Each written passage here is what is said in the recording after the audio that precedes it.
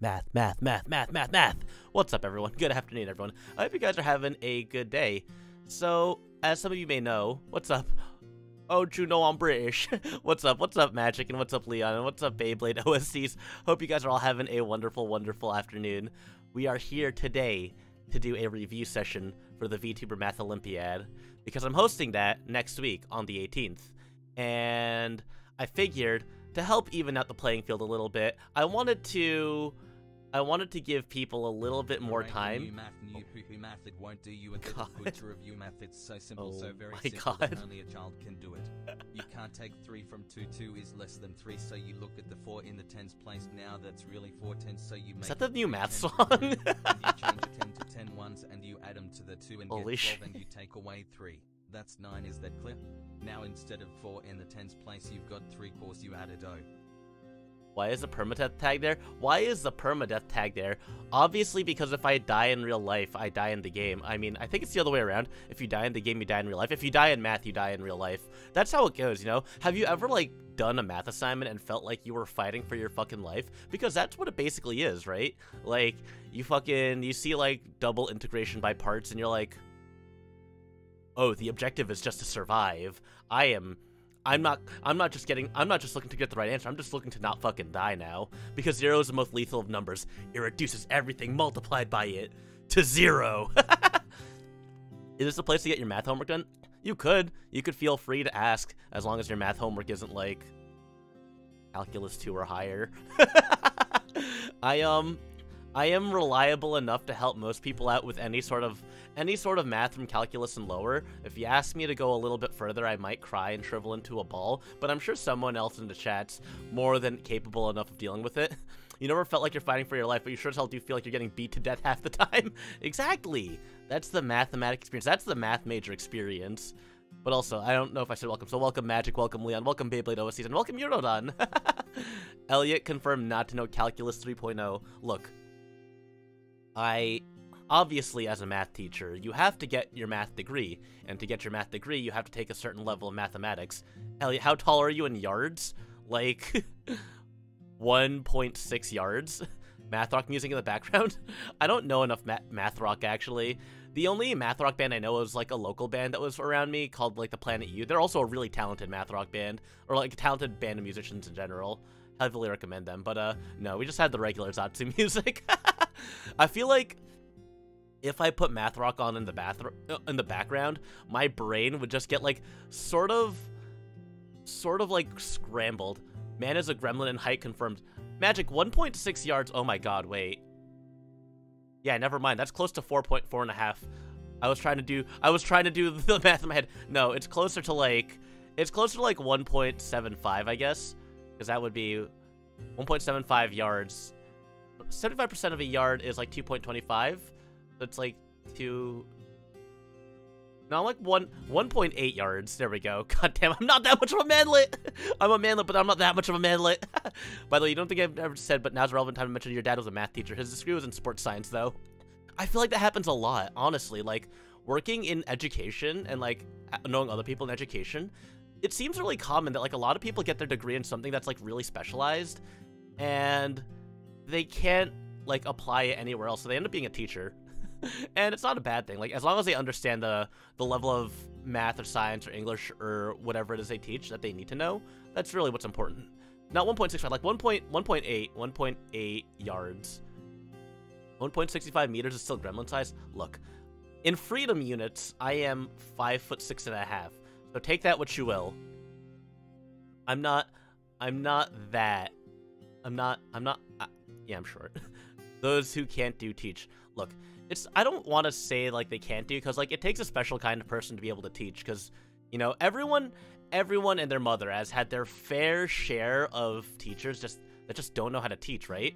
But, like, they always say, like, teaching is the easy way out, but, like, there's, like, a difference between someone who, like, teaches because, you know, that was the only thing available to them, and, like, people who teach because they, like, wanted to be teachers, you know, like, people who actually have, like, a passion for, like, teaching people and helping them learn and everything like that. I feel like you can see a difference there between that. And, like, even if you do, like, get into teaching from another degree, I feel like there are some people that just have their teaching. It's a way out. Look, I had to like watch some of my students today like leave the room, and I was only half paying attention to them because it's the end of the school year and we're not really doing anything, but it sounded like they were like going to go to another classroom to square up with someone, and I was like, it's in God's hands now. Those students, they're not going to be fighting in my room, so I'm safe. But like, did like 2 of those kids just leave to like square up with another kid in another class? And then the funniest thing actually about that was that they went to that classroom, they ran back, and they were all in like a panic. Like, you know, like, I don't know how many of you guys have like watched like RDC World or like Caleb City, but it was like straight up like a skit out of that. Like they all walked out really tough, like, huh, we're gonna fight, we're gonna mess them up. And then they came back like all scared, like, yo, we should not have talked with them. We should not have run the fade. Yo, that was a bad idea. After school today is gonna be terrifying. It was like they just made the wrong choice. You want to be a physics teacher for a bit? You even shadowed a physics teacher. Those kids, yeah, kids can be little shit sometimes. Etiquette is to square off outside. Fighting inside a building, exactly. You don't want to take the fighting inside, but like when you set up the fight, when you go to the room to like say, yeah, we're gonna fight after school, and then you see those kids walk back and they're like, oh no, I didn't know they had that many people on them. I didn't know that was their squad. People only fight in good sportsmanship. It's 2022. Oh my god, if that were true. If only that were true, Beyblade. Those kids done fucked up. It was so funny to hear them all like panicking when they came back to my classroom. I was like, man, maybe I should have stopped you. It was really funny to look at, but like, I feel like these last weeks, like the last week or two of school, especially if you're in a school that doesn't do finals as like the last few days of school, you really learn a lot about kids, whether you want to or not. My students, my freshmen, were playing Never Have I Ever, and I was kind of just sitting there, and half of them were like, Mr. Ambers is cool, he's not gonna care, and the other half were like, no, you can't say that, you gotta be quiet, Mr. Ambers is right there. And like, Mr. Ambers, cover your ears. And I was just sitting there. I just like, every time I like turned to them as if I was a character on a sitcom, like turning to a camera, like I would just stare at them, and they would like, it would take them a while for them to like look back, and they were like, they would just like either start laughing or look like absolutely mortified. I think like the questions that got me the worst were like, the one that like really messed me up was like, have you had friends with benefits? Y'all kids are 14, or you're all like 14-year-olds. What the fuck are you guys doing having friends with benefits at that age? Do you guys even know what a friend with benefit is at that age? Maybe they thought that it was like a friend who like gives them stuff, but like, what? Excuse me? Some of them said yes? Half have already given up life, and the other half have gone through 4 lifetime experience by the time they're 12. I think they made friends that share Yu-Gi-Oh cards. God, I hope. It's disturbing as fuck. Teens be going at it like rabbits, I swear to God.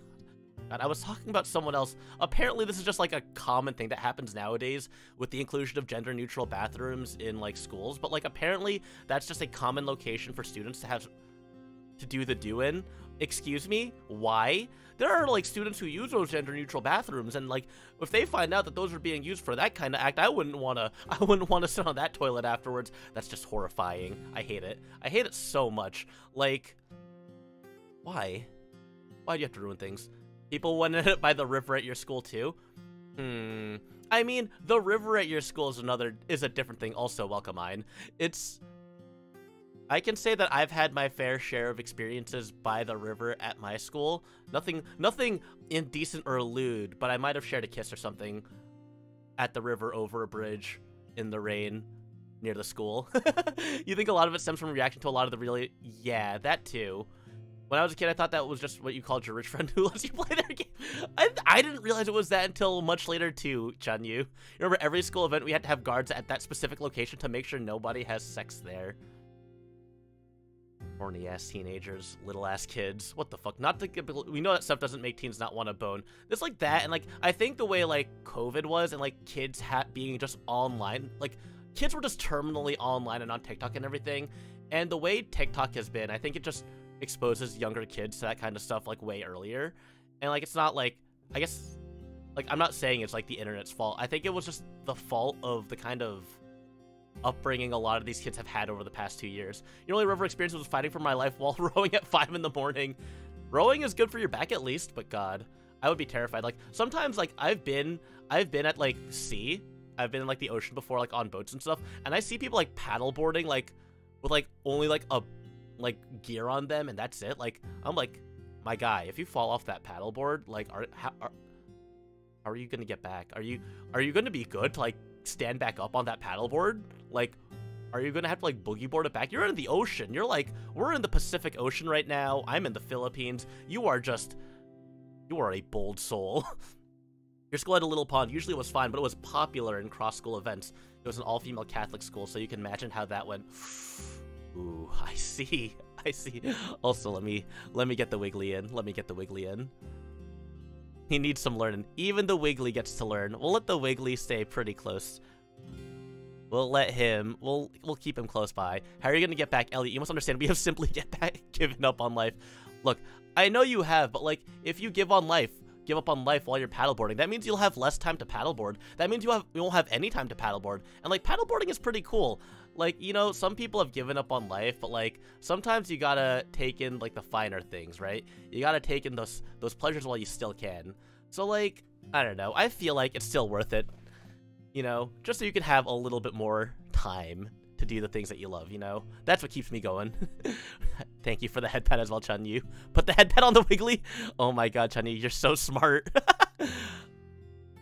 Let's see, let's roll down. Let's do this. I don't know if I can pin it to the Wiggly. Oh, that's so sad, I can't pin it to the Wiggly. I wish you could pin items to other items. That would be really cool. If I capsize, get knocked out by the boom drown, then it is simply a me issue. Anyone who's willing to just rowing, sailing, with small boats, or anything like that. Yeah, I mean, I guess if you know, whatever happens, it's in God's hands at that point. Giving up on life is exactly what you need to be the brass and cavalry to become a waveboard champion, dude. I always like was fascinated by surfing and stuff. Like, I never understood how it works. I have like the balance. I have like non-existent balance. Like, you know, I could do like some yoga poses, but like, I don't think I could ever trust myself to like stand on a surfboard. I don't know how those kids in Rocket Power do it. Those kids in Rocket Power are like 10 years old, and they're out here being Californian and saying woogity woogity woogity and like going surfing. Like, what the fuck? Who let 10-year-olds do that? I want to do that. That sounds like fun. But I think we've had a good pre-lesson disturbance. You know, like when you get into the classroom, the teacher puts up Badoo now, and then like a student asks a question about the teacher's life, and the teacher goes on a tangent, and then like that tangent causes a student to ask another question, and the teacher goes on another tangent, and the teacher like keeps on going on different tangents, and then suddenly it's been like 30 minutes, and like we haven't gotten to the lesson yet. Yeah, usually I try to avoid that. Usually I try to nip that in the bud, but like, especially as we get closer, thank you for the clip. You don't need to tell us all to stop talking, even though it's your fault. Even though it's my fault. Even though I instigated like 90% of the discussion, it is simply everyone else's fault, and they all need to stop talking. That's how it is.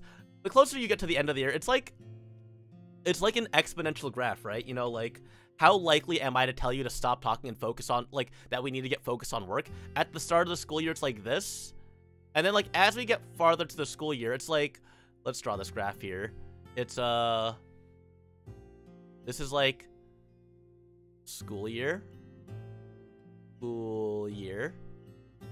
And then likeliness. Wait, let me go back. It's a likeliness to cut tangent. Likeliness to be off or on topic. Let's say that. That's where it is. Like, the longer the school year drags on, the less I'm willing to be on topic. The more willing I'm willing to talk about, like, dumb stuff. These kids are 10 years old and being Californian. That's rocket power. You can't tell me that that's not rocket power. For a mathematics class, this is not a very good graph. Where is the scale? We don't need a scale. Come on. This is a simple example. Like, this is like when you're learning, when we're learning x and y axis, when we're talking about functions, it's like an example of a function, right? Positive function, negative function, that kind of stuff. We don't need a graph because it's just talking about simple topics right now. All right. And thank you for the clip, Yuno. But I did want to talk about some stuff because we're gonna do some like basic math. We're gonna start with some like very simple stuff. Math time, welcome, Bloom, welcome. Glad to see you stopping by for an observation. Elliot Sensei, what's 1 plus 1? 1 plus 1 equals. I fucked it up. It's rice field. You thought I was gonna say window, didn't you? Haha! No, this is Japanese class now. You've all been tricked. We're in a Japanese stream now. Huh. I can now. I didn't realize. I can say you could go for the window, or you could mix it up and go for kanji. Well, have you ever heard of Countdown? I don't think I've heard of Countdown, the numbers game. No, I haven't heard of it. But you can tell me more about it later as well.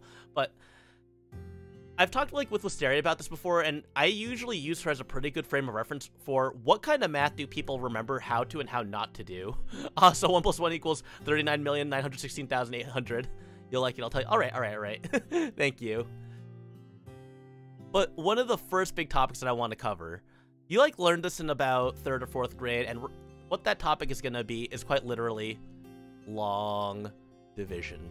I hope you guys all have your pencils and papers ready, because I know a lot of people, for some reason, just don't know how to divide with long division. Like, I don't know, there's not really any other simple way to divide, I'm pretty sure. Like, in the modern day, the simple way to divide is just to use your calculator. Mr. Ambrose, can I go to the bathroom?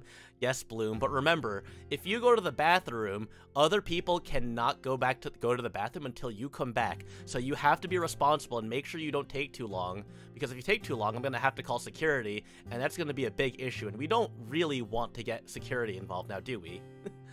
So make sure you come back in a reasonable time.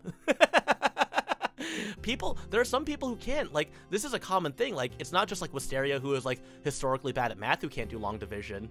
The fuck are you gonna do when you find 423 out of 11? Pray. Well, let's talk about 423 out of 11. So remember, the denominator is what goes on the outside of that bracket. What's long division? It's a method of division that we use. It's a method of handwriting division, so that, you know, instead of having to use a calculator, we can write out how many times a smaller number can go into a bigger number. 423. Mr. Ambrose, well, I need a protractor. You can't find mine. It's all right. Don't worry about it, Leon. We're not going to get to we're not going to need a protractor until we get a little bit later into today's cram session. We're going to focus on some 5th grade stuff for now. What's short division? It doesn't exist. Long division has no comparison in which you can compare to a long division. Long division is just long compared to nothing. Is there medium division? Not as far as I know. Shit, you still remember doing these as a kid. Anyway, so this is our divisor, right? We have the 11. And what we use is we had to figure out how many times can the divisor go into this whole number here, the 423 here.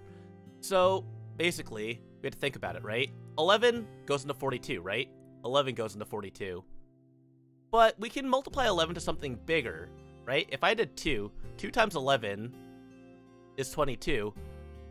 But another 11 can fit in here. 33 is a multiple of 11 that can be subtracted from 42. Mr. Ambrose, can I see the answer sheet? No, not yet. The answers will be on the homework sheet that I assign you later. Short division, does it? I haven't learned it yet. I haven't learned that one. Long division just exists, and that's the only one that I know exists. You can't divide 423 by 11. It doesn't fit. Of course it doesn't. That's because we'll have a remainder. So anyway, 11 times 3. We're going to have to use decibels. Because we know 33. 3 times 11 is 33. 33 is less than 42. If we were to use 4, right? 11 times 4, we would get 44, and 44 is bigger than this 42. We're only focusing on the digits that line up right now. The 42 minus 33. Can anyone in chat, can anyone in class answer what 42 minus 33 is? You don't have to raise your hand. You can just say it out loud. Everyone can say it. You know, say it out loud, everyone. What is 42 minus 33? I'm sure someone in chat knows the answer to this. 69, close, Coyote Knight. I think you might have typoed. Mr. Ambrose, is this Common Core? Actually, Professor Bloom, this is not part of the modern Common Core, because the Common Core first, it is, but they learned division first by the area model, and I'm not willing to tell anyone what the fuck the area model is. That's not real. We don't need to learn the area model of division because, you know, I'm a fucking high school teacher. We're getting that shit out of here. One of my coworkers, actually, she was working in an elementary school before moving over to where she's teaching now, and she left halfway through the year, and she was like, yeah, I was almost going to have to teach division, and I realized I didn't want to teach the area model. Yeah, no, it's part of it, but they teach you a different method of division first, and it's a whole mess. Anyway, the answer's 9. So it's 9. You were confused why we were doing it like, I know, not some weird American way. This was how they was taught in America up until, I want to say, 2015, I believe. Once the Common Core was introduced, that's when they started teaching it this way. There's a lot of Common Core math that I understand, but I never really looked into, like, area model division. I learned, like, a lot of the other, like, Common Core stuff because, my sister-in-law was, or I guess former sister-in-law, she was, like, in elementary school while she was still up here and not in Florida, so I did help her with her math out every now and then. Anyway, as we do the subtraction to 9 and drop the 3, we have 11 and 93. So 11 goes into 93 8 times. 11 times 8 being 88. If we were to use another 11, that would be 99, which is a little bit higher than 93. So that doesn't work out. Common Core is different and therefore wrong. I think Common Core presents ideas that aren't bad necessarily, but, like, Common Core focuses on, like, understanding math, which is absolutely a good thing, don't get me wrong. But there are some things that they teach in math, like in the elementary level, that it makes sense, and if you were older, it would be such a good method to learn. But these kids are like in first, second, and third grade. They're not gonna really understand, like, the level of critical thinking consistently that they'll need to use it. So anyway, we get 38 remainder 5. The method is the exact same you were taught, but the way you write it is different. Yeah, I mean, math is the same no matter what. It's just there's different methods or different ways of writing it, you know? And it's taught differently in different countries, so it's interesting to see, like, what does and doesn't vary. You never seen area model division until you looked it up, and now I'm horrified. Yeah, why do you think I refuse to learn it, Ein? It's a little different, but you recognize it. Exactly, exactly.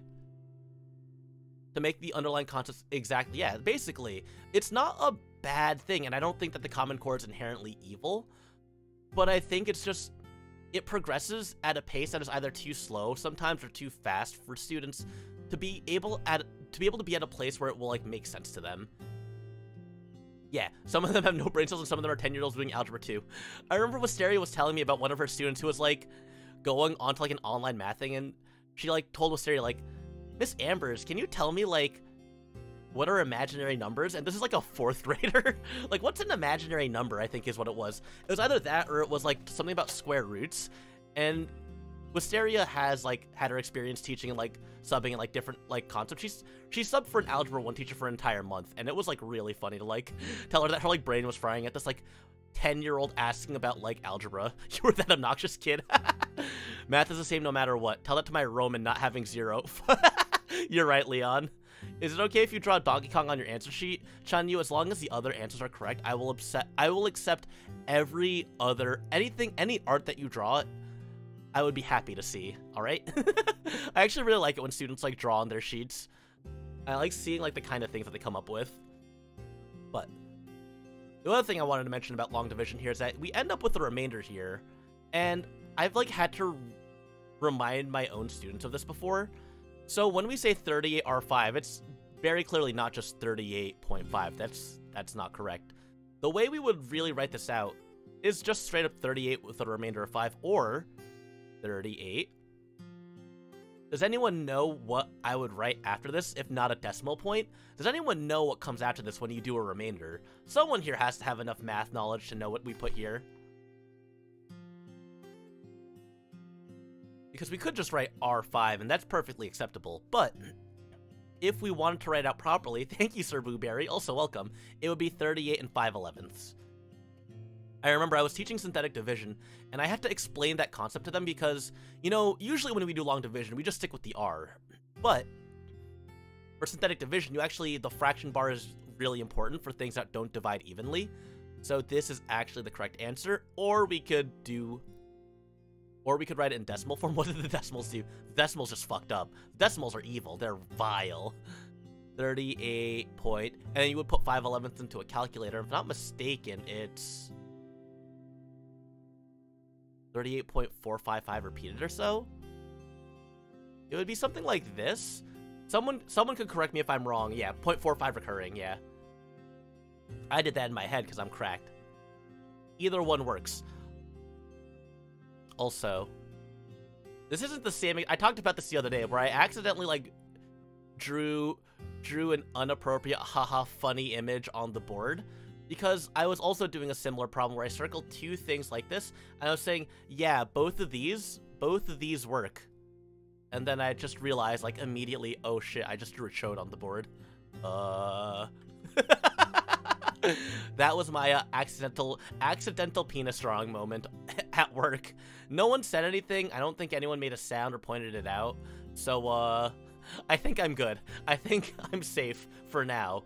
People said that, you know, kids will always see it, but like, I think I'm good for now. I mean, if you look backwards, right? If you look at the bar, you could also imply that I drew a pencil dick as well. Fuck, man. How you can't win here. You just can't win. That's long division, you know? You just see how many times the one number goes into another. 11 can go into 42 3 times. 11 times 3 is 33.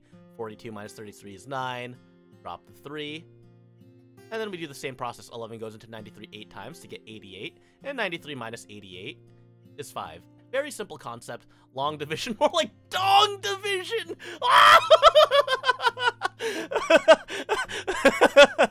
Thank you, Leon. I appreciate it.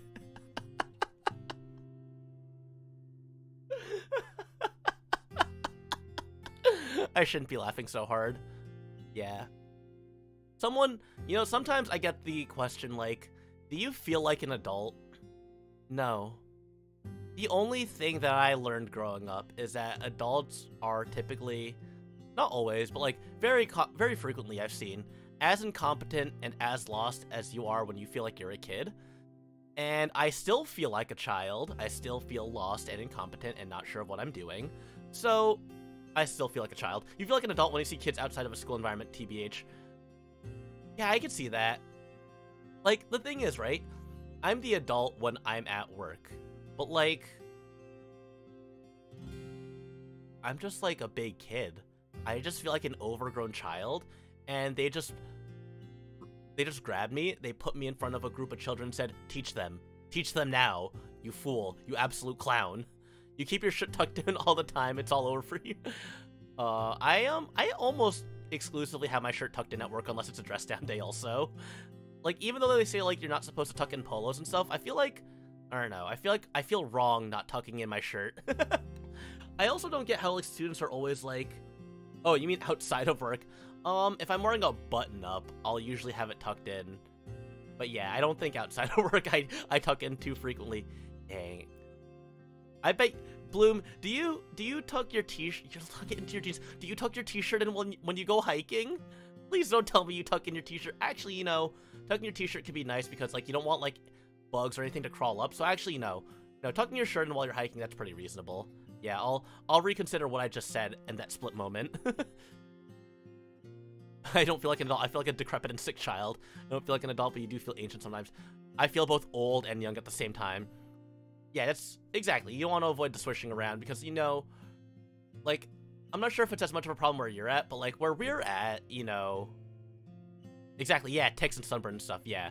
Long pants, tuck your pants into your shoes even. That's what I do when I go hiking because, you know, I don't fuck around with ticks. I don't fuck around with Lyme disease. I never want that. Another one of my friends got Lyme disease. I don't know if it was from a tick or not, but I don't want that. Yeah, pants into socks. Yeah, because, you know, if you're going hiking, you're there for a good time, not a get bitten by a tick, go to the hospital for Lyme disease time. It's the worst. Anyway, we have long division, but let's go and talk about another simple math topic here. I'm sure everyone remembers multiplication, right? Multiplication. And I think this one's going to be a bit interesting to see like the kind of multiplications everyone's learned. I'm going to go over what I think was taught in most of America, the way it's taught that way. You know, let's do some 2- and 3-digit multiplication, right? Let's say we do like, what, 392 times 31. Or let's do 34. Right? You know, I think everyone's familiar with this method. You know, hike, since if you die, you're being claimed by the ocean. Goodness gracious. Just hike closer inland, magic. Come on. Just go inland. Don't be near the ocean when you're hiking, obviously. So when we multiply, 2 times 4. 2 times 4 is 8. You know, 9 times 4, that's 36. But obviously, you're doing 90 times 4, so that's actually 360. And this is a tens place, so 360, the 6 is a tens place, the 3 is 100, so we put a 3 over there to remind ourselves that we're adding that. 3 times 4, 300 times 4 is 1,200, but we're adding 3 more hundreds there.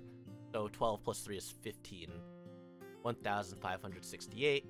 And every time we go to another digit, we just add a 0 there, you know, to represent a new place. 2 times 30 is 60. 9 times 30 is 270. Or actually, it's 90 times 30 here. So 90 times 30 is 2,700. So we get 7. And we put the 2 up there. 3 times 3 is 9, plus 2 is 11. So, you know, we got our nice 5-digit number, add it all together. 8, 12, 5 plus 7 is 12, plus 1 is 13, plus 1, 3, and 1. 13,328. You don't like this? It's weirdly similar, but different to what you did. Yeah, this is how math was taught pretty much across the states as far as I'm concerned. This is sort of what was taught in, like, for a long time. Like, I would say up until it's flipped. Is it? I don't know how you guys teach it, but there is another method that I want to talk about, because I remember when I was taking my my pedagogy of mathematics, they talked about, like, different ways to, like, teach multiplication, because there were different methods. Except multiplication just get good, where you simply do it and don't understand how. Right. There's a couple of different ways how they approach it, and I think there's really interesting methods. The other method that I want to talk about, because for the first round of the VTuber Math Olympiad, it's going to be a no calculator round, you know? I'm going to give everyone a space on a whiteboard, and they're going to have to show the work to get the answer here. That's going to be the first part, right? It's going to be basic grade school math, but can they do basic grade school math? Who's going to get eliminated by long multiplication? I'm not going to say names, but I'm sure someone knows who's going to get eliminated by this. Someone's going to get filtered by long division and multiplication. Anyway, there's another method here. This is just, I don't think we have a name for what we just did here. Please don't hurt me so. You know your times table, but the times table only goes up to 12 by 12. So you better be prepared for the triple digit multiplication. There's also this method here, which I only learned in college, but I believe students all throughout, like, the 2010s have been learning this method, or some schools have been teaching it, and we call this lattice multiplication. I think it's pretty visually interesting to look at. Personally, I think your times table should go up to 15 at the very least. You know, I feel like 15 is a pretty solid number for your times table to go up to. But yeah, let's look at this again. We looked at the numbers, right? 392 by 34. 34. You hated lattice multiplication? Lattice multiplication is cool looking. It's so visual. How do you hate this? I learned this in college when I had to learn about different ways to teach math, and I think it's absolutely fascinating. You know, you do this.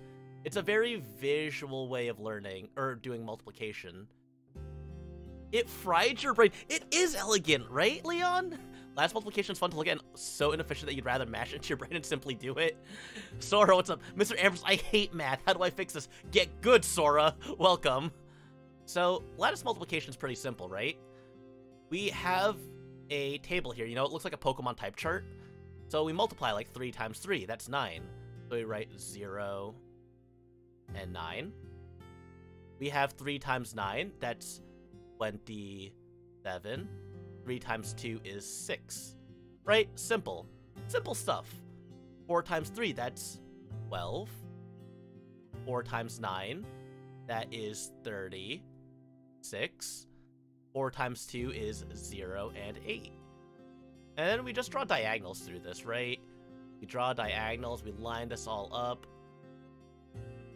And you'll see, if we add from right to left, you have inefficiencies, and the fact that you feel like you were drilling a hole in my brain while you were doing, I don't know, I never saw it as a problem, right?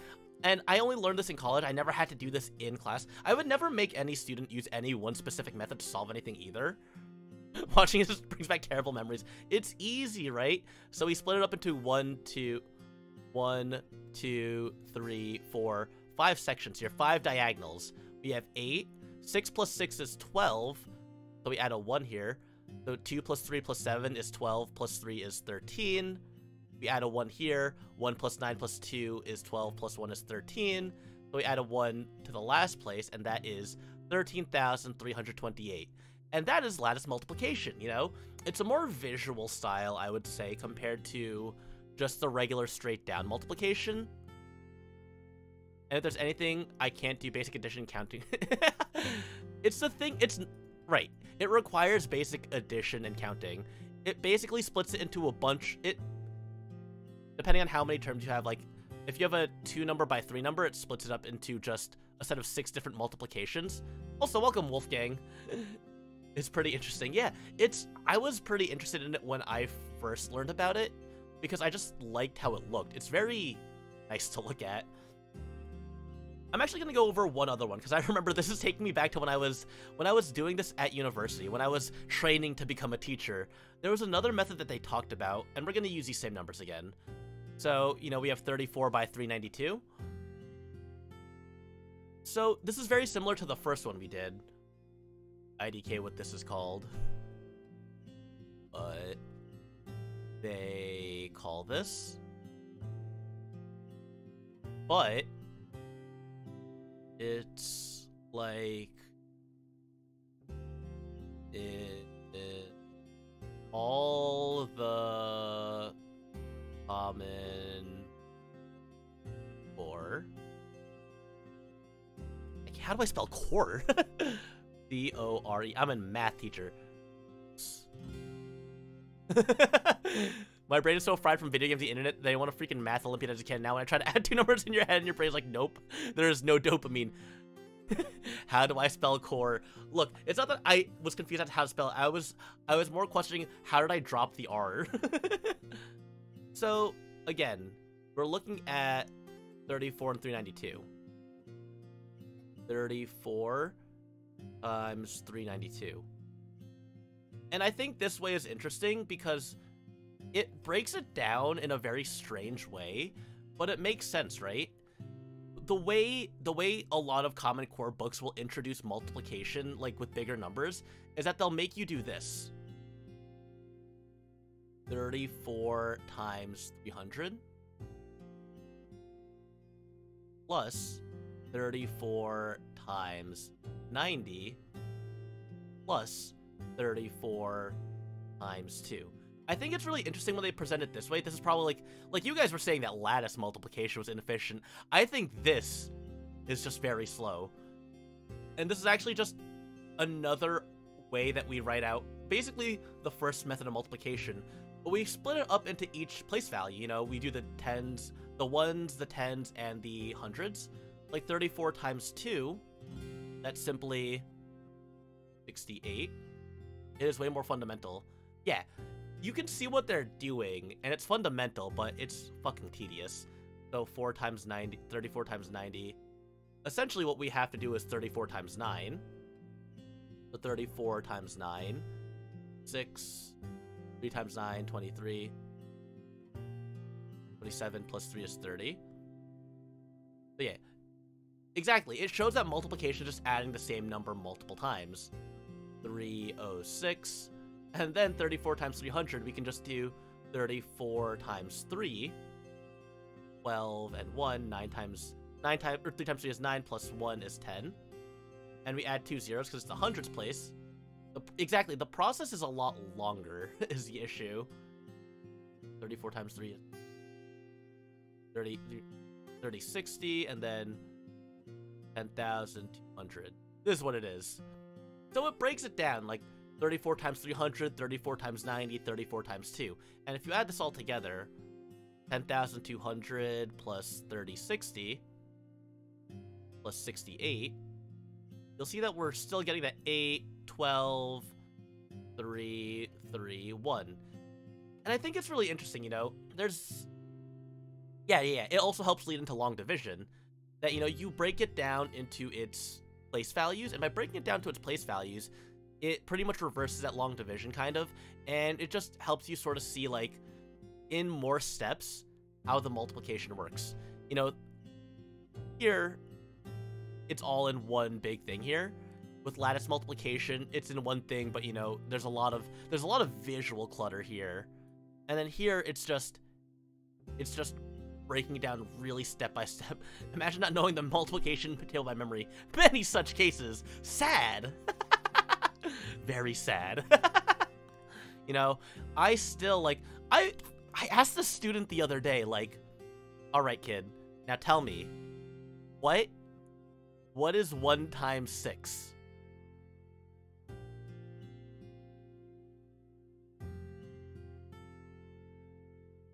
Took them a little longer than that pause and the amount of time that I'm speaking now for them to, like, try to do it in their head and then to put it into a calculator. 1 times 6! Also, welcome, Icy Skitzers. You'll see as a kid, you were always so confused why you can't divide by 0, and your teachers gave you a bunch of correct answers. And you didn't get it, and then one time, you talked to this PhD-level mathematician, he told me to share a cake between the 2 of us, and to share between the 1 of us, but the none of us. Well, what's the answer? It's 6! Yeah. Common Core really just serves to, like, break things down in that kind of way. And a lot of people complain because it's different from what they learned, so they can't help their kids out.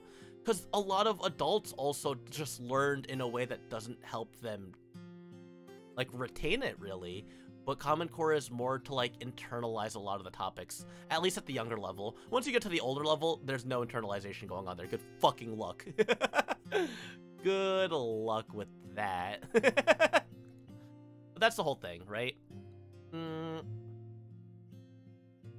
So, those are, like, the 2 beginning topics. Like, that's gonna basically be what the preliminary rounds of the Math Olympiad are gonna be, you know? Just like how when Floop did his spelling bee, he gave us all, like, really easy words, right? He gave us all simple things, right? He gave us things like, you know, he gave, like, bodega. I think he gave bodega, like, rat. I'm pretty sure he gave Atlas, like, ox. I'm pretty sure he gave Grimmy, like, ghost. He gave me monocle, by the way. First round, everyone's getting, like, 3 to 4 letter words, and I get monocle. Excuse me? I couldn't get, like, school, or class, or desk. No, they gave me monocle. I'm still upset about that. It's not that I had a problem spelling it or anything. I'm just mad. The answer is 6 times 6 divided by 6. Parentheses. Those brackets look like hell. But anyway, the next topic that I have, like, a list of topics. So what I've noticed is that I was thinking, really, like, what are important topics that you learn that would be more interesting to have in the Math Olympiad? You know, it's really funny to watch people struggle with multiplication and division. You try to make them as ugly as possible to troll you. I actually have to highlight this. Parentheses. Yeah, it's 6 times 6 divided by 6 in that order, which is just... Those parentheses are upsetting me. But yeah. We're gonna go to some fun things here. We're gonna go to some more nicer looking things. We're gonna take out our protractors. 7th grade math really doesn't talk too much. It reinforces a lot of basic order of operations, goes into ratios a bit and stuff, which is just another fancier way of saying division. And then it also sort of gets into geometry. So we're gonna talk a little bit about geometry, right? We're gonna talk about some geometry topics. So here's the thing. Can anyone tell me? Thank you. Thank you. You're gonna take a nap since you haven't slept all night. Have fun time. Thank you for stopping by, Magic. I hope you have a good sleep. I hope you rest well. There's a couple of things to talk about when it comes to angles and stuff, right? When it comes to geometry. The first thing we're gonna talk about is shapes, right? You know? So, obviously, we have a triangle here. Triangle. You know, if I have 5 sides, right? Call this a pentagon. You know, 6 sides, we call that... The fuck is that curve? Mr. Ambers, I know ratios. I do them on Twitter.com all the time. All the internal angles add to 180 in a triangle. You are correct. all the internal angles add up to 180 in a triangle, and that's actually the theorem that's used to figure out the internal angles of any polygon. That's also a part that we're going to talk about, but, you know, we got a hexagon here. But what do we call it when I have a four-sided shape, right? What do I call it when I have a four-sided shape? We got a triangle, we got a pentagon, we got a hexagon. What is a four-sided figure called? Does anyone remember? Can anyone dig deep down and remember what kind of a polygon a four-sided figure is? What did I just draw on the board right there? It's only a little fucked up. I kind of punched it on the side. It's a rhombus? Can we prove that it's a rhombus, Leon? Do you know exactly that it's a rhombus? It could just be, it could not even be a rhombus even. We didn't measure its sides or angles. We haven't proved it yet. It's SpongeBob. The formal name for any four-sided figure is a quadrilateral. You know, we can't just assume it's a rectangle, we can't assume it's a square or a rhombus. It's called a square, Mr. Ambers. No! Wrong! Look at those angles! Do these look like 90 angles to you, Sora? Does this look like a 90-degree angle to you? Does it look like all four angles are congruent? Does it look like their diagonals are congruent? Does it look like their diagonals are perpendicular? It is not a square. It's not even a rhombus, actually. It's almost looking like a kite even, but quadrilaterals are fucked up because they have so many classifications, and that's what I want to talk about right now. Because, you know, there's that whole saying, right? Like, not all squares, or not all rectangles are squares, but all squares are rectangles. We're gonna talk about some geometry here. We're gonna talk about some facts here, right? Because math doesn't care about your feelings. Facts don't care about your feelings. Rhombuses will always be rhombuses, but they won't always be squares, but sometimes they can be squares. But they'll definitely always be technically parallelograms. That's the thing, right? You thought math was about numbers. Who added shapes in? We talk about the numbers on the shapes, Sora, obviously. But for those of you who are confused by the whole what the fuck is a square, rectangle, etc., it has that one was technically a pentagon, actually, because of the dent inside of it. Yes, you're right, Leon. So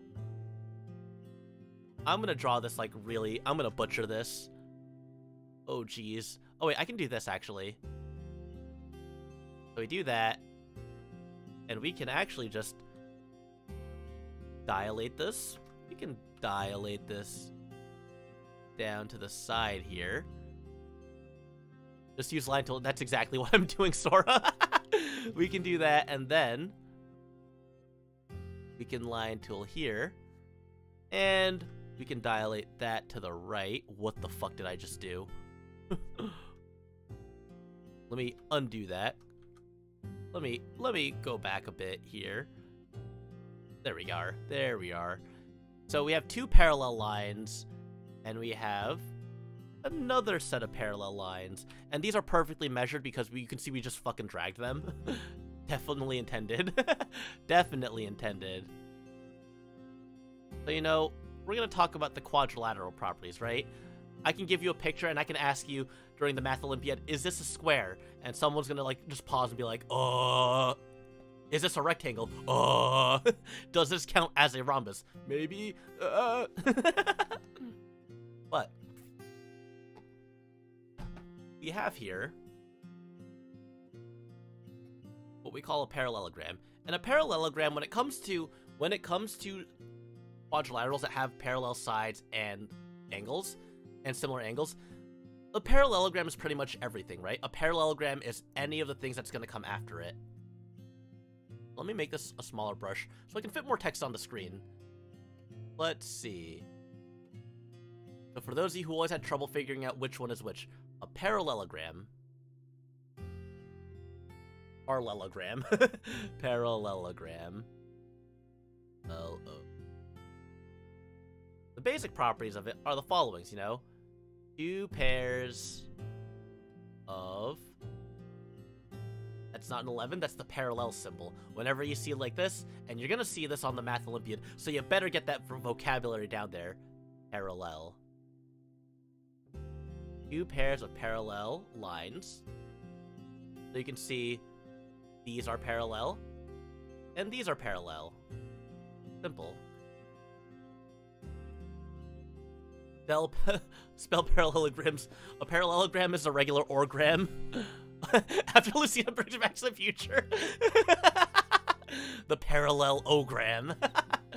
Fire Emblem is now math. Fire Emblem has always been math, actually. Two pairs of parallel lines.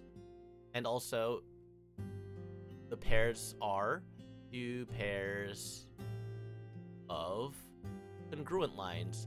The geometry section might fuck people up if you don't remember these symbols here. This is and congruent just means that they're identical. Congruent lines. And we match that, we write that as a tick mark.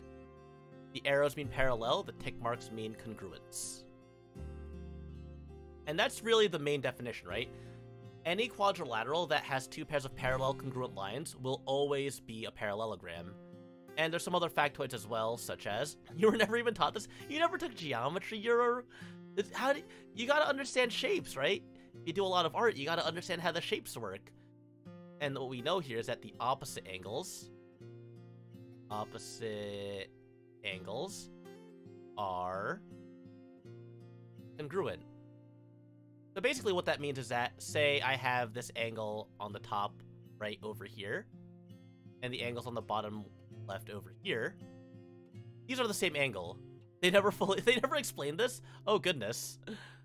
Well, now I'm explaining this. Now I'm explaining in detail, so I can do what your teachers failed to do. So say if this top right angle was, 50 degrees, the bottom left would also be 50 degrees. You skipped geometry. How'd you skip geometry? How do you just skip? You were never taught this. I refuse to believe this. I'm sure you had teachers who taught you this. You even took descriptive geometry, which is kind of a pain in the ass, but you seem to all learned this. Yeah, I mean, I guess if, you get into the higher level math, they expect you to know the past stuff. When I took geometry for, education, it was a lot of a refresher for me as well. I had to relearn a lot of this as well. So I'm not gonna be I'm not actually, confused by this. A lot of this stuff gets thrown to the wayside. But you're just as confused, so that's worse. Oh, no. Opposite sides. Opposite sides. Or not opposite. Oop. So the opposite sides or angles are congruent, but the adjacent angles are supplementary. Does anyone in this chat remember what supplementary means? What does it mean when two angles are supplementary? Pretty simple word. It's a pretty simple term. You guys should have remembered this. You guys learned this when you were in geometry. There's no way you've forgotten at this point. There's no way you were all such bad students that you can't remember a simple term like supplementary angles. It means they're in love. Gonna guess it's the opposite. It's not the opposite necessarily. Well, your worst subject in university, fair. Correct, Sir Booberry. When you have supplementary angles, that means that they add up to 180 degrees.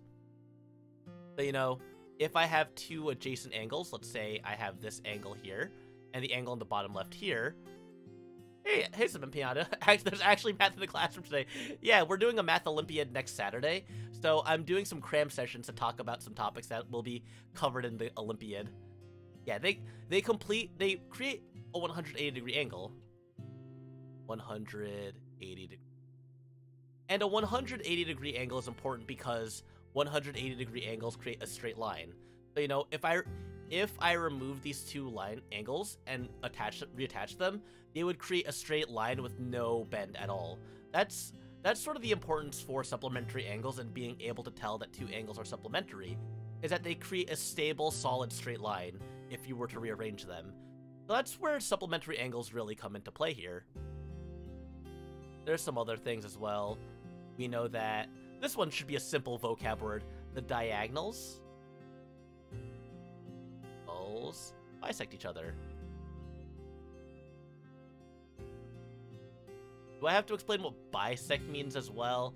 It's Pride Month. Do I really have to explain the meaning of bisect? Also, welcome, Conrad. Hi, I'm here to integrate your review section. I need you to go over integrating shapes in 3D space. Conrad, the calculus study session is going to be next week. It's going to be next Friday. Please, God, don't make me have to mentally prepare right now on the fly calculus topics, because I will prepared calculus topics for next week's review. I just don't want to do it on the spot right now, and we're not going into 3D space. Fuck off. Bisected. When you roll a nat 20 and the goblin gets absolutely bodied, he's been bisected. You just cut him straight down the middle. Non-Euclidean space unit when? I'll just ask you that dumb bullshit riddle, like, you know, I walk down in a straight line, turn 90 degrees to the left, and walk another distance, and turn 90 degrees and turn left again. I somehow end up in the same spot that I started at. What point in the world did I start at? You can go think about that riddle, because I'm sure most of you, anyone who has understood some kind of math like that, probably knows the answer to that riddle. Will calculus make your Oshi notice you? It might, if she's into math. Look at me willingly return to math class. You miss school so much, I just liked it here. Welcome, Sion, welcome. I hope you're doing well. I'm doing well. You know, I'm doing my job off the clock for some reason. Why the fuck am I doing this? But I'm just talking about old geometry concepts. You slept so well on those desks. Look, I am no stranger to sleeping at desks. When I have my prep period, sometimes I will just sleep at a student desk. Are we going to be doing that graph theory because I kick ass at the call me coning? Oh, that kind of stuff. The bridges. Yeah, no, we could. I might throw in some math riddles as well. You know, like 4-color theory and all that kind of stuff. But we're going to focus on some basic stuff right now. So, what we're going to focus on actually is the evolutionary line of the parallelogram, right? You guys have played Pokemon before, right? You know how, like, when you have a Wurmple in Gen 3, right? That the Wurmple can evolve into either Silcoon or Cascoon. That's kind of like what the parallelogram does, right? You know, if you evolve your parallelogram while it's leaned up against the wall, while it's leaned flat against the wall, it evolves into the rectangle, right? So we know that a rectangle... Wait. Let me just get... Actually, I can just use a shape tool for this one. A rectangle... So a rectangle is different from a parallelogram. It has all the properties of a parallelogram. The only difference being that... Call this rectangle. All angles are 90 degrees. So that's the thing, right? We can say that all rectangles are parallelograms because a rectangle will have every single property of a parallelogram, except the only difference is that all the angles are 90 degrees. That's it. They're all right angles. So we can say some parallelograms are rectangles, but not all of them. And the same case can be said for rhombuses. So a rhombus, just draw this out here. Let's see. Let me get the line tool again. So if a rectangle is what happens when you just like smash the shit out of a parallelogram until it like gets straightened out. Welcome, Action Productions. A rhombus, let's do this. Straight line, roll J. I just made the entire thing again. Whew. Let's erase that. Let's try that again. Let's not fuck that up this time. Photoshop is easy to work with as a blackboard. Actual learning! Welcome. Sorry, Action Productions, that you had to see actual learning and not Fire Emblem today. So a rhombus is what happens when we take the same angle. We take the same shape, but we simply just... It's the same line multiple times is what it is. So I'm gonna do this very cleanly. So what happens is when you put your rhombus, like, when you let it out in the sun for too long and it starts shriveling up, why the fuck? God damn it. I do this stuff in the classroom already. Give me a second. This is actually going to be terrible because I have to bring up my controller. I actually have to do this on keyboard now. God damn. You're playing Fire Emblem Street Hopes. Oh, I'm probably going to play the demo on stream next week, actually. I'm excited for that. Let me change dimension real quick. And toggle monocle? Wait. I can't toggle the monocle if I'm change dimensions. And I'm going to refund the change dimension one because toggle monocle costs more. So let me... Oh, I can't refund points from here, but I'll refund your points on after the stream. You just hope the game full release doesn't do something that you will hate. Yeah, I'm interested in seeing where it goes, but let me Let's unmonocle. Let's unmonocle for now. Oh god. Someone help! I can't see! Someone took my monocle! My monocle's gone. There we are. And we'll just put him right here. There we are. Yeah, so we don't get to see the full model often, usually when I'm just switching. You've been scammed. What do you mean you've been scammed? You can see the monocle. Wait. It's just so cursed seeing every time my monocle falls off, I just feel so naked. Anyway, we're gonna take a short break from this lesson because Chun, you really just said, I bet Mr. Ambers can't solve a Rubik's Cube in 5 minutes. Well, you know what? We're gonna do it on the wrong control scheme. I'm gonna have the wrong control scheme, and we're doing it. You would love to share your experience. Yeah, I'm gonna probably stream it next week. Because I'm playing Last Promise tomorrow. I'm probably finishing it tomorrow. And then next week I'm probably gonna start the Three Hopes demo. I'm naked. Who said what? Who said what now? Anyway. Oh, Chan, you said that I couldn't solve a Rubik's Cube in 3 seconds. Or in 5 minutes. Alright, so I'm gonna get the orange top here. And white is opposite a yellow. Let's see. There we are. And reverse that. And the blue should be on the opposite side here. So we do that. And we've lined up that next corner. And then we go right. And then back. Yeah, this looks good. We just need the last orange centerpiece. Wherever that may be. Oh, wait. It's right in front. It's literally right in front of us here. There we go. We have... Yes, it's a Rubik's Cube Fire Emblem, Leon. Alright, so now we have to... Ooh. Almost messed that up there. Alright, and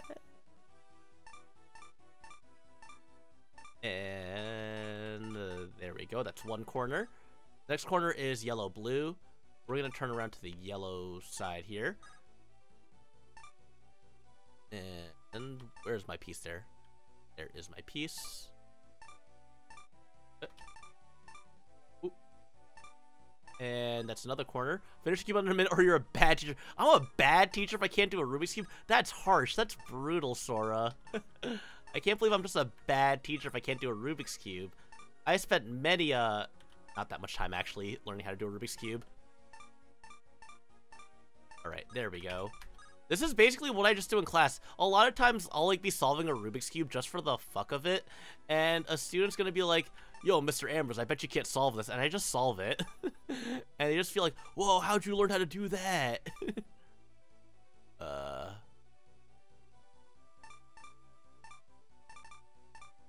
fucked it up. I fucked it up, guys. I have to turn this upside down now, and we have to rotate this. Where the fuck did that orange piece go? It is on the other side. Uh-oh. It's so easy to do the first layer, but the second layer, it's so hard to internalize, my muscle memory on how to do it. Do the slide here. It's,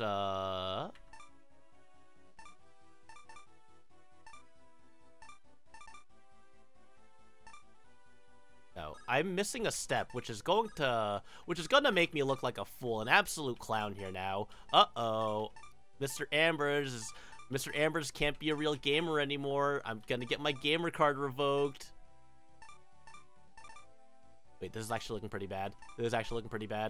I'm a gamer. I'm a real gamer. I'm a real gamer right now. Oh no. You're not the great Rubik's Cubers. Yeah, no, it really is just pattern memorization. And it's just, you just gotta learn how to do it. And it's so hard to do it. You guys have no idea how terrible it is to do this on a fucking emulator.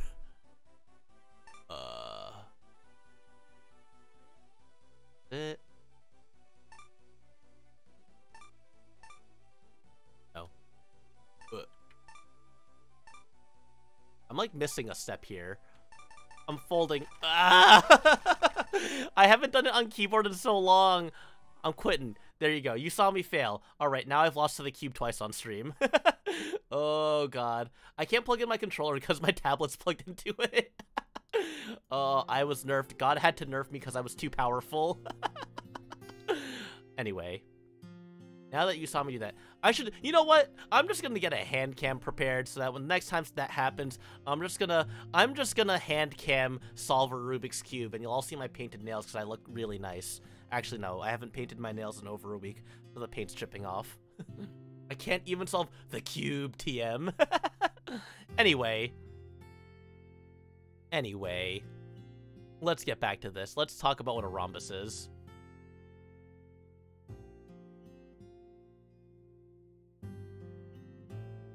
So this is going to be a topic, just talking about whether or not, you know, identifying and listing lengths on of a quadrilateral, right? So we know that a parallelogram has all these properties, right? Parallel and congruent sides. I guess you jinxed yourself. I might have jinxed myself. Shut up, Chan Yu. Diagonals bisecting each other. So it's possible that I'll give like a question like, what is the length of like the diagonal given the other diagonal? Because, you know, you should know that they bisect each other. The cube likes a proper manicure. Now you know for next time. There is a video of me on Twitter where I do solve a Rubik's Cube on a hand cam. Damn. I lost the challenge. Or congruent sides. That's really the thing, right?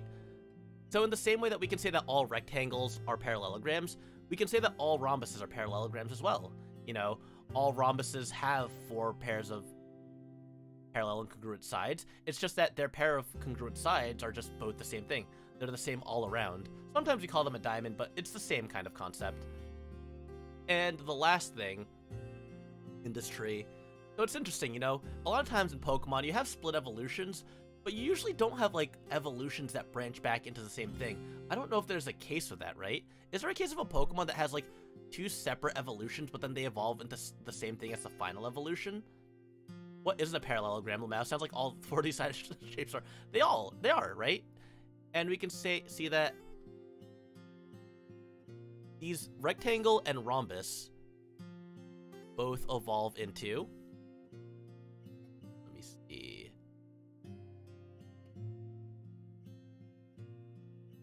There we go. A square. So we can see a square. Let me scroll down a little bit. You know, we got a big diagram here. We got to scroll down the blackboard. You know, have you ever just gone to the school and watched your teacher scroll down on their blackboard? So this is a square, right? Fucking, oh no, he's being a relatable youth teacher with his Pokemon references. Stop. But when I taught literal equations to my students, I was like, for extra credit, isolate the value of the catch rate in the Pokemon catch rate formula. And no one did it. No one did it. Because the Pokemon catch rate formula is like pretty big, and isolating that in a literal equation is kind of a pain in the ass. So a square has 4 congruent sides. And all angles 90 degrees. So, you know, that's where the whole saying goes, right? That's why the whole saying is what it is, that all squares are rectangles, but not all rectangles are squares. All squares have 90-degree angles, and they have pairs of parallel and congruent sides. It meets all the requirements to be a parallelogram, while also meeting the requirements to be a rectangle and a rhombus. So it's like an evolution chain, right? Parallelogram is like the base form, right? You wouldn't say that a Charmander is a Charizard, but you would say that a Charizard grew up from being a Charmander. Like, it's the growth, right? That you eventually you evolve into being a perfect square, that you have all the perfect parts, and you became a shape with equal size, equal length. It's perfect. So a square is just that. Meanwhile, a rhombus is like the side evolution where, you know, it focused on the side lengths first. A rectangle is an evolution where it focused on the angles first, and they combine. They like fusion dance, really. It's like, you know, Goku and Vegeta, they're both Saiyans, but, you know, Goku ended up one way, Vegeta ended up another way, and then when they go do the fusion dance, the rhombus and rectangle become Romtangle. Wait, no, that's not how that works. And then when they do a different kind of fusion, they become Rectombus. No, that's also not how it works. But that's the whole thing. So we know that all squares have 4 congruent sides. So like if I ask you, like, You know, if I give you like a square, all invisible. So we can say something like, you know, given square A, B, C, D. An easy question could be like, find, let's say, BC, right? You'll teach you to GN.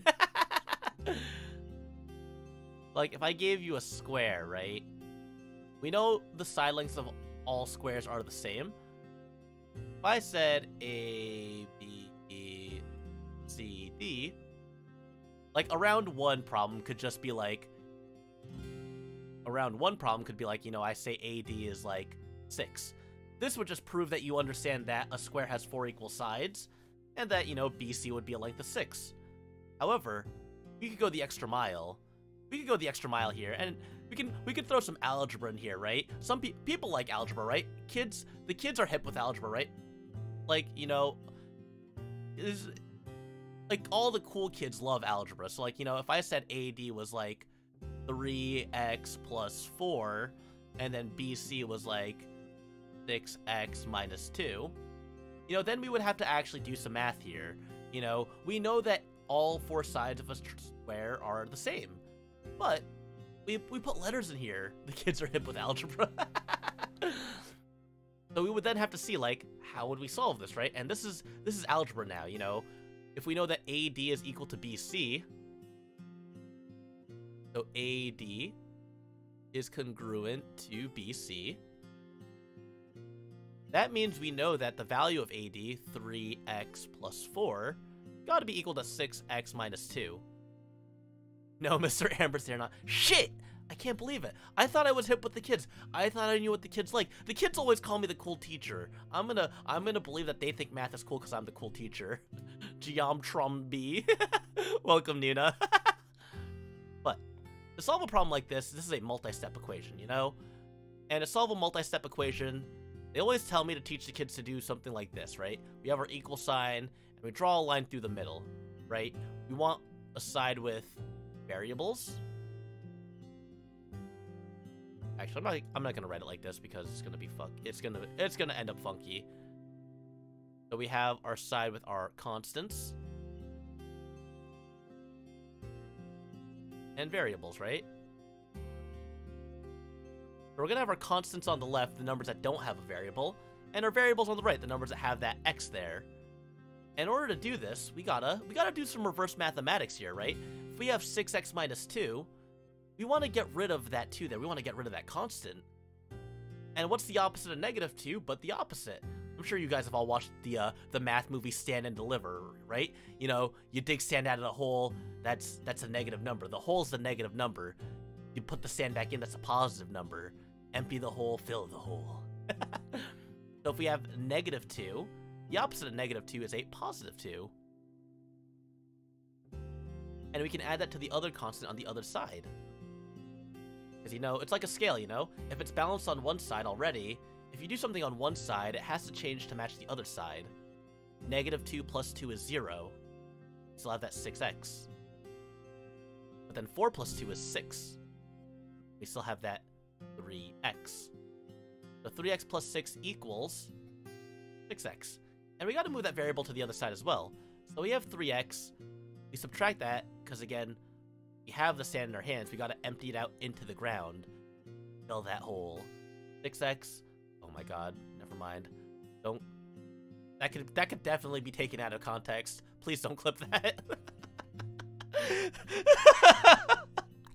We're talking about filling holes of sand, not anything else. 6x minus 3x. So obviously 3x minus 3x is 0. So we're left with 6 equals 3x. And obviously, to isolate a variable, 3x just means 3 times x. And the opposite of multiplication is simply just division. So 3 times x divided by 3. 3 divided by 3 is 1. 6 divided by 3 is 2. So we get 2 equals 1x, or just x. So if we wanted to find the length of BC, we know that 2 is equal to x. we would then do 6x minus 2. We gotta fill that in. 6 times 2 minus 2. And that's 12 minus 2 equals 10. For BC, 10. Very simple lesson here. Very simple multi-step equation. You know, we did it right. We figured out x. We found x. Find x. It's over here. Find BC. It's over here. But I always like have a hard time figuring out like what people do and don't understand in terms of this. Hey Alta, welcome. Welcome to math class. Like, I think one of the things about being a teacher is really understanding like things that come easy to you or came easy to you aren't always gonna like be as straightforward to people who haven't seen it in years, right? My vice principal actually one time, I was having lunch in my classroom because, you know, I had an off period. Me and my other math coworkers, we were all just eating lunch in the classroom. And the vice principal walks in, you know, just to check in on us, just to have like, just to see what the math guys are up to. And he sees a problem not too different from what I just did on the board. This 3x plus 4 and 6x minus 2.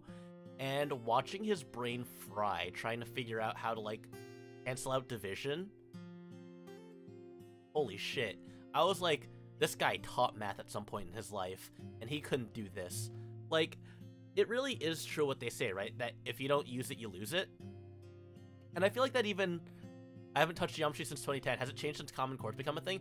No. Common Core really hasn't affected how high school math is approached, really. It's really been something that affected the... It's really affected the elementary levels and, like, the foundations. High school level math hasn't really been affected by Common Core, really. Aside from making the test, like, stupid fucking hard for no reason. Like, I look at the Common Core test and I'm like, I would have failed this if I was in high school. Like, we had our own, like, graduation requirement test. The Common Core is just absolutely, like, their test, like the Park, which they had in like a lot of the states, that was just absolutely like devilish that they had that. And, like, that it became a graduation requirement, it was evil. How do you cancel out x? You don't cancel out x, you substitute x. So once you know what x is, you just substitute it in. But yeah, it was just, it's so interesting. Like, when I was in high school, right, Common Core is essentially like, it's the curriculum that about, I want to say at this point, oh my god, at this point I want to say it's about a fifth to a quarter of American states use. No, it might be more than a quarter. It might be like a third of American states follow Common Core, the Common Core curriculum. But it's basically like the curriculum that's used for a lot of the nation. A lot of states like sign up for it at the start, and then a lot of them opted out of being in it because they didn't like how it was taught at the elementary level. But it's basically just like the pathways that it is. Elliot, Amber's attempts to tell a story challenge. I can't tell a story. I tell a story and then I get cut halfway through. Yeah, so when I took pre-calculus when I was in high school, I skipped Algebra 2. I took Algebra 2 over the summer, so I missed out on a lot of important things. And I hadn't used a lot of it, because when you take pre-calculus, a lot of, like, the algebra concepts don't get reused as much aside from, like, a lot of trig and, like, some polynomial stuff. So I had gone to college and I had to take my math placement test, and a lot of that placement test focused around, like, Algebra 2 topics and, like, some stuff that I talked about in pre-calc. No, I took calculus in high school. I took calculus my senior year. This isn't math. Yes, it is Coyote Night. I took calculus. So I took calculus, and a lot of the topics were from, like, Algebra 2 and pre-calc, which I hadn't taken in 2 years, 1 year. It wasn't at the front of my mind, and I thought, you know, I'm walking in to take a placement test, I should be fine. I'm passing calculus. I got placed in fucking pre-calculus. I was a calculus student, and I had to take pre-calc again, which, fine, I guess, easy A for my fucking transcript. Yeah, math got, calculus 2 is a gatekeeper, actually. I took a calculus course once, it was very derivative. No, it's...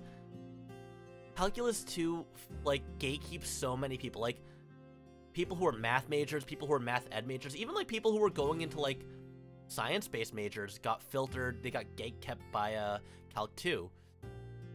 Because, like, Calculus 1 doesn't stray too far off the beaten path. It feels like a very reasonable progression from, like, pre-calculus and Algebra 2. Calculus 2, man. That shit goes nutty. Like, integration by parts and like washers and bolts, like those things absolutely terrified me. Math fandom has opinions. There are opinions in the math fandom. You used to be great at it when you were studying physics, but you haven't used anything like that. Yeah, exactly. Again, once you stop using it for a while, you really do lose it. And like, I haven't taught, limits and disks. That it all just like introduces new concepts that are just really just, unless you're really doing a lot of self-study on your own, it just is so hard. Yeah, I don't think you really need any Calc 2, honestly. Integrals and stuff like that, I don't think it's needed for programming as much. Like, a lot of that programming is really just, like, mathematical, like, logic and, like, the progression of logic. So, having to do the calculus there, having to do, like, that kind of calculus isn't as important as, say, when you take, like, an advanced math class where it talks about, like, proofwriting and logic, that's really, like, the more important kind of math for programming. Understanding, like, logic and understanding, like, proofs, I think is more important towards programming. Unless you're, like, specifically programming, like, physics engines, I think, and, like, things that have to do, like, directly with numbers. But otherwise, I think proofwriting is the more important part, because that's, like, a lot of the, like, if-and statements and stuff like that. Hey, Mr. Amberson, I got an easy logic question on topic. Yeah, sure, go for it. The only math you've held onto is trig, but you use that at work. That's fair. What kind of work do you do, if you don't mind me asking us, Cement Pinata? You can see it being used... Algorithmic calculation for embedded... Yeah. Is P equal to N... not equal to NP? Holy shit, you can't do that to me. I don't remember what the P and the NP stand for. It's been too long. I took advanced mathematics. I took intro to advanced math, I want to say in 2015. It might have been 2014, actually. Like, it's almost been 8 years since I took that class. Holy shoot, that's... God, I can't believe I don't remember that. Oh, thank you. It's an unsolved problem. Wow, we have a little bit of fun in Ellie Amber's math class. This year, literally the first class teacher was 90% of my class fails, and then most of those that failed come back 7 years. Yeah, no. At that point, when a teacher brags about that, you dip and look for a better professor. Like, you look for a better teacher at that point. If your teacher is bragging about failure rates, that's a red flag. That is an instant red flag. You don't trust people like that. I don't trust teachers like that. In the high school, I have, like, teachers who are, like, really full of themselves and always blame the students when, like, they're, like, the most, like, uptight people and, like, the worst, like, the unnecessarily strict. And I'm like, dude, you're here to teach them, not to be a fucking drill sergeant. Get over yourself. It's like, and I guess that's why all the students call me the cool teacher, because, like, I made my finals for all my classes, like, earlier this week. I literally made my finals, like, the class period before I assigned them. Like, we were in class. I think I was teaching my computer science class, and that class is, like, their final was just a project that I assigned them. And while they were doing that, while they were working, I just straight up, like, I typed up the final for my Algebra 1. While my Algebra 1 final was going on, I typed up my pre-calculus final. While my pre-calculus final was going on, I typed up my Algebra 2 final. And I did that all within the final prep period. We're responsible teachers out here. Teachers are just as responsible as students. If you want your students to be ready for university, there's a lot of different things you can do there. Failing your students and being a hard ass is not one of them. Because, like, the thing is, right? You hear so many college students talk about this where they'll go to their college and see that their teachers were wrong and university wasn't like that. I try to prepare my students for university in a way that university really is like, you know, like giving them assignments and then giving them like a couple of days to do the assignment. Like, you know, because when you're in college, you know, you have your Monday, Wednesday classes or your Tuesday, Thursday classes. You know, you're going to get a long time to do your assignments. So, like, sometimes I'll give, like, project or assignments within that time frame because that's the kind of workflow you expect. But I think it's interesting because our school also went to an A-B kind of schedule thing. Like, we have half our classes one day and half our classes the other day. And let me tell you, that is probably the most college experience any of those kids are ever going to get. Only being able to see their teacher 2 to 3 times a week, that is something that is very hard to get used to. Like, teaching that way has been very hard to get used to.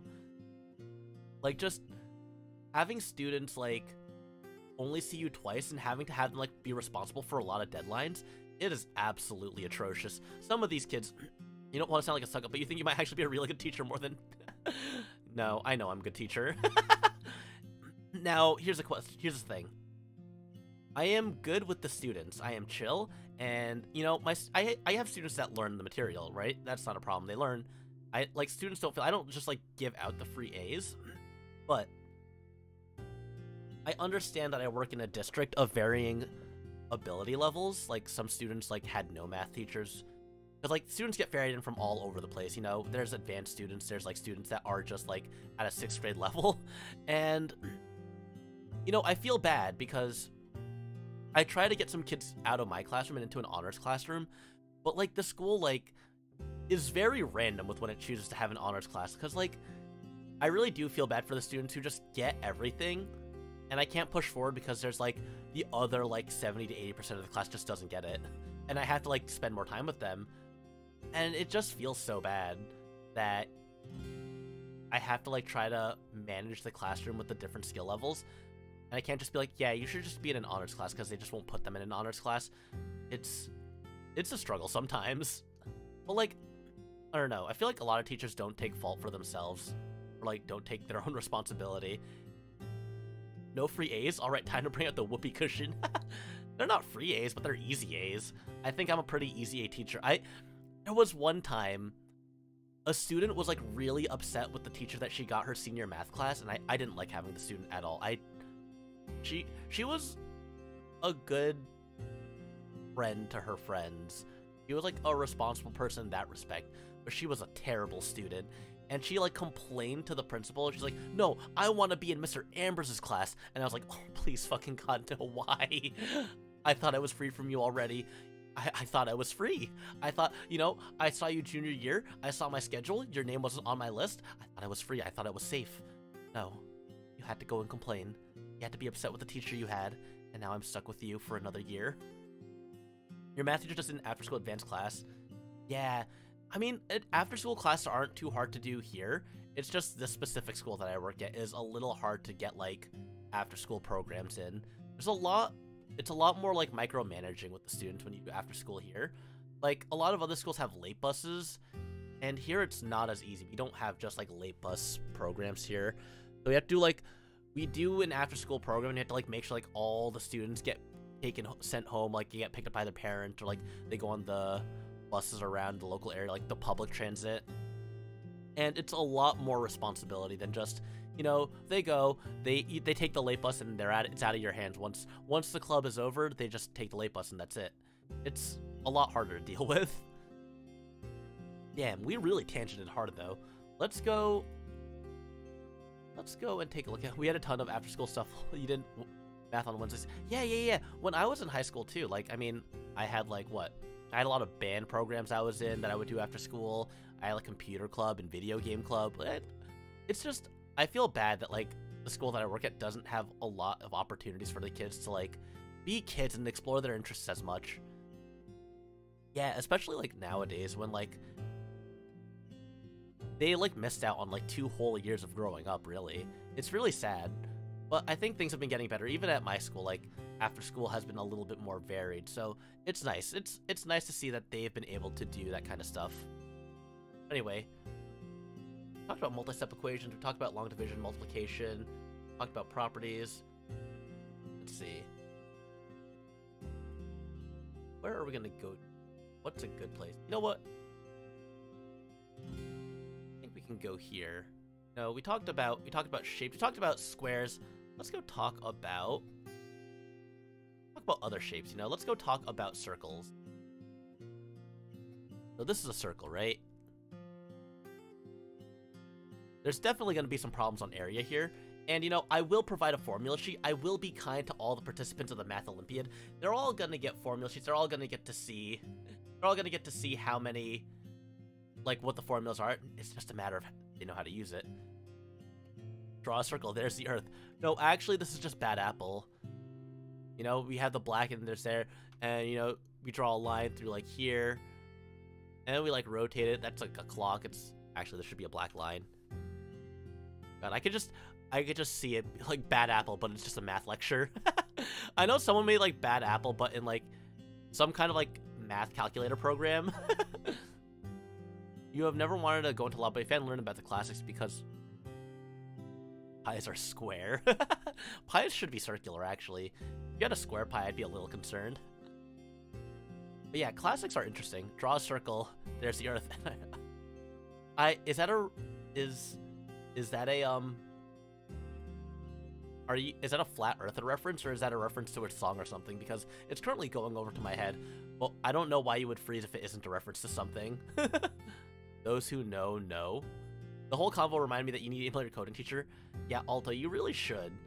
Your teachers are there to help you, so if you get stuck on something, it really is in your best interest to like talk to them or talk to a guidance counselor. I remember going through an existential crisis during my later years of college. So tempted to hit that timeout button on you, Leon. Leon, you have no idea how badly I want to time you out for making me speak Hatalia words unknowingly. Oh, you're so lucky. You're so lucky I'm the cool teacher. You're so lucky I'm the cool teacher. Otherwise, you'd be in big trouble right now. There's not many things that would get me to hit that timeout button. But so this is what we call the radius, right? So when we have a circle,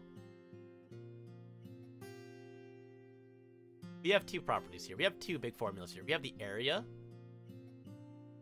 Area of a circle is pi r squared. Circumference. The circumference is 2 pi r. And there's some other properties of a circle that we can also take a look at as well, you know? The diameter. Diameter is 2r. Just double the radius and that is your diameter. And from a lot of these, you know, we can derive a lot of things. Actually, the area formula is interesting. The relation between the area and circumference is pretty interesting because it's just circumference is the derivative of area. Pretty sure.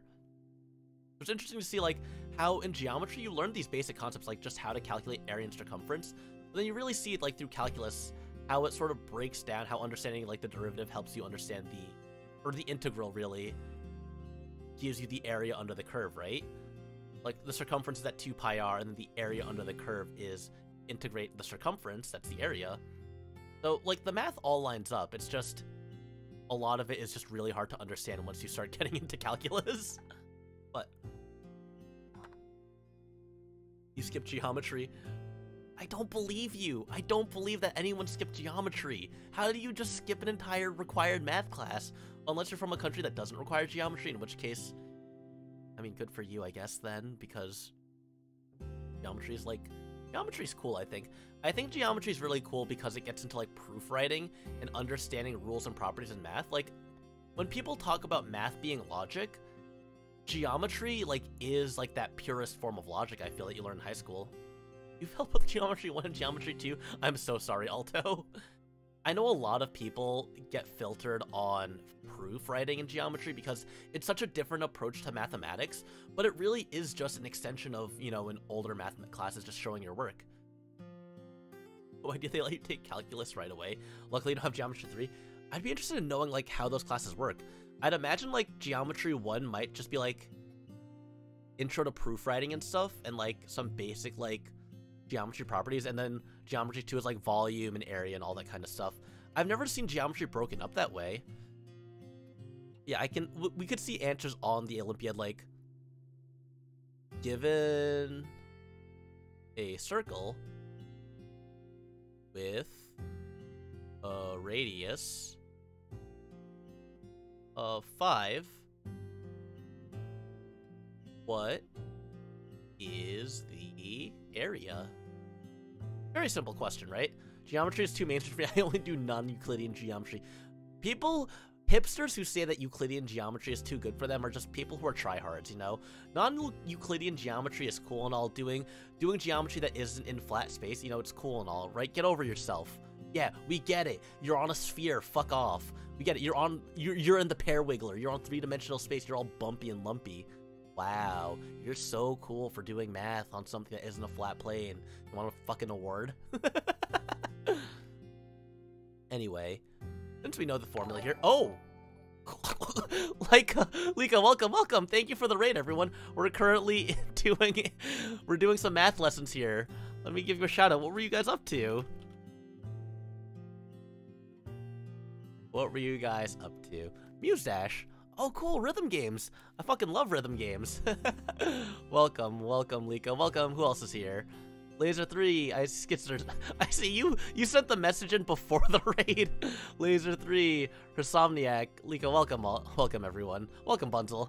We're currently just going through some math stuff here. We talked about some fucked up multiplication, we talked about some division, we talked about long division, which is apparently a lot of people's nightmares. But now we're talking about geometry, finding area and volume. You know, just reminding everyone how to use formulas here, right? I'm asking you for the area of a formula, given that a circle has a radius of 5. You're scared of math, you got a phobia, so this makes it more approachable. You're actually a math teacher? Yes. You think you skip this lesson? How do you just skip volume? Volume and area, it's such a simple concept, you know? Like, you have a circle, how much pie do you have? How much food do you got? Can I teach you Calc 2? Absolutely not. I did tutoring when I was in college, you know, because it would help prepare me for teaching. I got a C- in Calculus 2, and I told the tutoring center I can tutor up to Calculus 1, and then this girl came to me every single goddamn Tuesday, being, "Hey Ambers, please, I need help with this Calculus 2 exam that's coming up. I need help with this calculus lesson I just took." And I'm like, "Girl, I got a C- in Calc 2. What the fuck do you want from me? What do you think I can do?" Yes, the area, and I'm gonna be nice. I'm gonna be nice on the Math Olympiad for anyone who wants to enter. If radius equals 5 and area, let me just scroll down a bit. If area equals pi r squared, we simply just get the following. Oh wait, actually, let me just move this all up. I realized I can't scroll my blackboard all the way up. Let's go over here. Here we are. So area is going to simply just be, using the area formula, pi r squared is pi times 5 squared, right? Yeah, ask coding questions just by barely passing. I feel that, right? You're a math teacher, so you know how to do all math, right? No, fuck no, I can't do Calc 2 or Calc 3. You gotta find someone who's actually good at that kind of stuff. But we look at this, we look at order of operations. Remember, PEMDAS, right? Oh, and Lance as well. Math is for blockers. For blockers? What were you guys up to? Maverick. Ooh, Magic the Gathering. Ooh, I can do math, but I can't play card games. I'm gonna be honest with you guys. I see Magic, I had to remember to, like, block things. No, fuck that. I play Yu-Gi-Oh! We have attack and defense position. Funding cut, massive increase in class size. Look, I've had to teach a Thank you for the follow, Mercury Mimic. I've had to teach, the biggest class size I ever had was a 40-student class, and it was an online class. This is for Gaylords. I'd rather smoke weed. You can do both. You can smoke weed, be gay, and do math all at the same time. There's nothing stopping you from doing that, Chun Yu. But I taught a 40-student class for computer science once, and let me tell you, rating 40 different website projects in one marking period was hell. It was only lessened by the fact that I want to say at least 8 of those students did not do their work at all completely during that class. It was just like, what were they thinking putting 40 students in? I get that we were hybrid and partly online, but like, think of what if we were in class. 40 students in one classroom is actually just torture to me. It's so bad. You need math to know if your dealer is shorting you. To know if you're just getting to know if he really gave you the proper dosage. Anyway, the area of the circle here, given that the area is 5, I should specify 5 centimeters, right? We have to do the exponents first. I see this problem a lot, really, where a lot of students will like multiply like pi times 5 first and then square it. No, we have PEMDAS here, right? You guys all remember, please excuse my dear Aunt Sally. Parentheses, exponents. Somehow everyone always forgets the fucking E part. 5 squared. 5 squared. This is simply just pi. 5 squared is 25, or area is 25 pi. 25 pi centimeters squared. Because we're talking about area, we're talking about a 2-dimensional object. We have to do it in squared. We're talking about 2-dimensional space. Bottomless. That is a small personal pi. Right, it's a small pi. Your elementary class used to be 30-ish kids, yeah. Really, big class sizes are just a symptom of, like, not enough teachers to teach. But we could do another problem where it's like, say, sometimes you have to do the reverse, right? Finding area is really easy because you just plug it into the equation. But if you need to find something like, say you have the area and you need to find the radius, your physics class has a class size of 2. I think the smallest class I've ever been in myself, oh my god, 10-1, that's terrifying.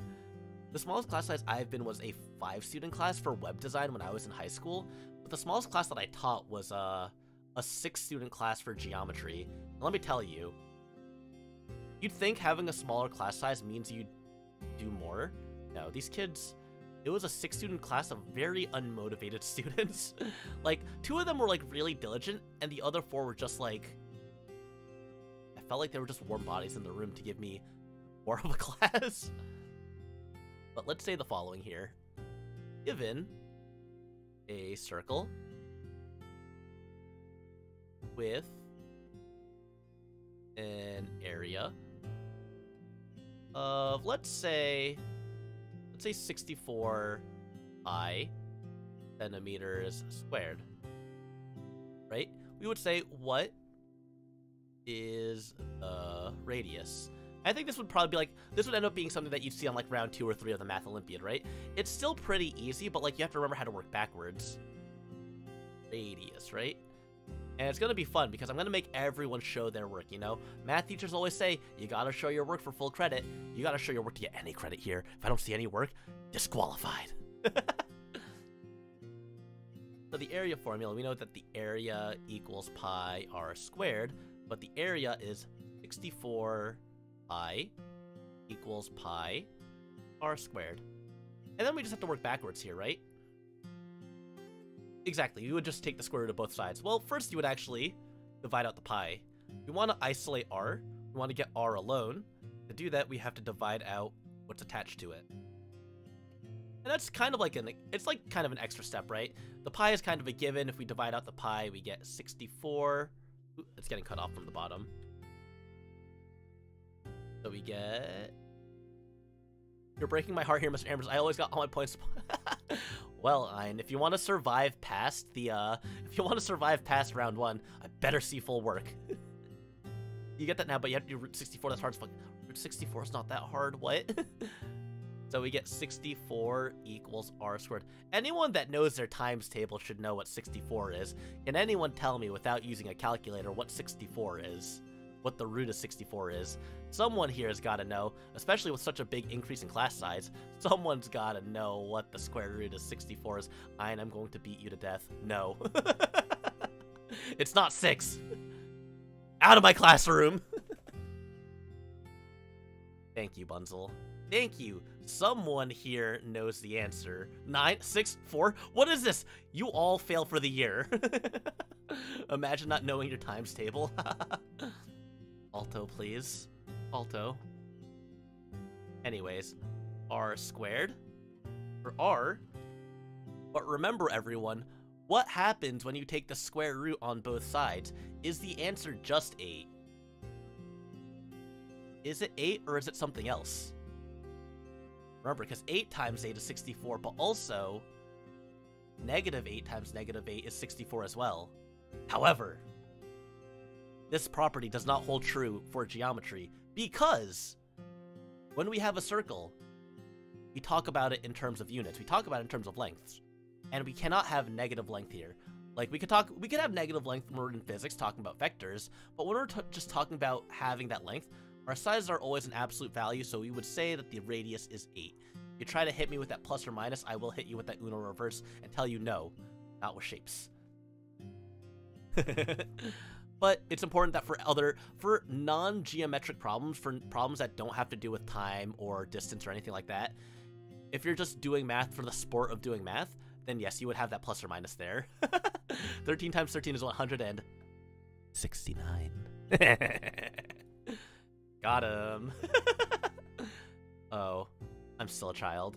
I've definitely, in front of the students before on multiple occasions, if I get like 69 or 169 as an answer on the board with an equation that I make up on the spot, I definitely do just say, yeah, the answer is 69. Nice. Like, there's no reason for me as a teacher to do that. So what's the point of math anyways? Why do I need it? It's fun, you know? It's just like logic puzzles. It's just like thinking. It helps flex your brain. Oh, we already have a method guessing. Humans did not need to know how to count past the number of fingers on their hands. I was like, apples. No, false. They have played us for absolute fools. It's so you can impress people in math class. It's so you can do physics. It's so you can do other math. Math is like the gateway drug to being good at science. That meme, the stop doing math meme, I feel on like a spiritual level. Anytime a student asks me, Mr. Ambers, why do we even have to do this math, right? When am I ever gonna learn this? Like, let's be real here. Fuck, this is one of those years where I have a student that really just like after every lesson is like, Mr. Ambers, come on, be real here, be real with me. When am I ever gonna use this? And I'm only just like, you're gonna use this on the standardized test, you fuck. Please stop asking me this. I'm not the one who created the curriculum, I simply teach it. Do not shoot the messenger here. Why would I need math when I can just use the abacus quintus, aged VII? Abacus. Boom, boom, boom, boom, boom, boom, boom, boom, boom, boom. I'm pissed you never had to use any of the math you learned in high school. You know what? You might not have to have had to do so, but I definitely use all the math that I learned in high school. Happens a lot. Since the math teacher always said math is super important for coding, that's a fucking lie. That's absolutely a lie. Like, you do use math in coding, but like, I don't think you need to use it like at that high of a level. Use graph theory and it felt awesome. I don't even remember what graph theory is. That's the joke, Coyote Knight. That's the joke. I use it every day because I teach it. And I'm gonna teach it over the summer too, and I'm gonna hate it. Oh. You know, I don't mind doing summer school. And it's nice because, you know, I still get a 2-week break before summer school. I feel bad. Teachers that have to teach the remedial summer school, like, we get out, like, next week, but those teachers that teach summer school go back into the school, like, 2 days later. They don't even get a break. They don't even get to rest. Oh, hey, Floop, welcome. Floop is also going to be participating in this VTuber Math Olympiad. Hello, Rie, welcome. What were you up to, Floop? You agony. Please, if you cheat... Well, here's the thing. Floop, you need to actually show your work. You will not pass the questions on the Math Olympiad unless you show your work on the whiteboard that I provide to you. So if you think you can cheat, if you think you can get away with cheating and Wolfram alphaing that John and writing all the answer within the given time frame, you got another thing coming, mister. Loop, you're gonna cheat and still get it wrong. No, not students cheating and using Google to find answers only for them to, like, get the wrong thing. I remember one time I was teaching this property, which is a good segue. Let's talk about exponents, everyone. Let's talk about exponents, right? Can anyone tell me if I do the following? Exponent property. If I have two... Wait, what was that number? Floop failed the open book test. Elliot, graph theory is the math of all graphs. Groups upon connecting set take 7 points and connect them. Oh, that kind. No, yeah, I definitely didn't take many classes on that in college. I actually don't think I took any classes on that. Let's say I gave you, say, 3 to the second power times 3 to the third power. Can anyone tell me what 3 to the second and 3 to the third is? Does anyone know? Anyone know what this is? equals 4. There's not even a variable here, you fuckers! Everyone's skipping. Wow, I can't believe, wow, you guys sure definitely read ahead in the book. You're not even gonna let me go through this lesson. You guys think you're so smart. You're not even gonna let me have my moment here. I can't believe you guys. You're right, it's 3 to the 5th. But we have to explain why it is. Because 3 to the 2nd is 3 times 3. Also, welcome, Alex. And 3 to the 3rd is 3 times 3 times 3. You know, so there's 5 total 3s here. Graph theorists be like, yes, this is a graph in theory. So it is 3 to the 5th power. It is not 54, Bunzel. Bunzel, I know what you're doing. I know what you're doing. I know what you're doing.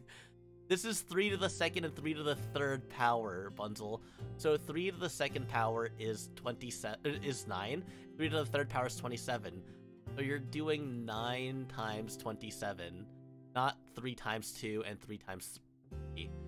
Because if you were doing 3 times 2 to get 6 and 3 times 3 to get 9, 6 times 9 is 54. But we're working with exponents here. Yes, we just add the exponents together.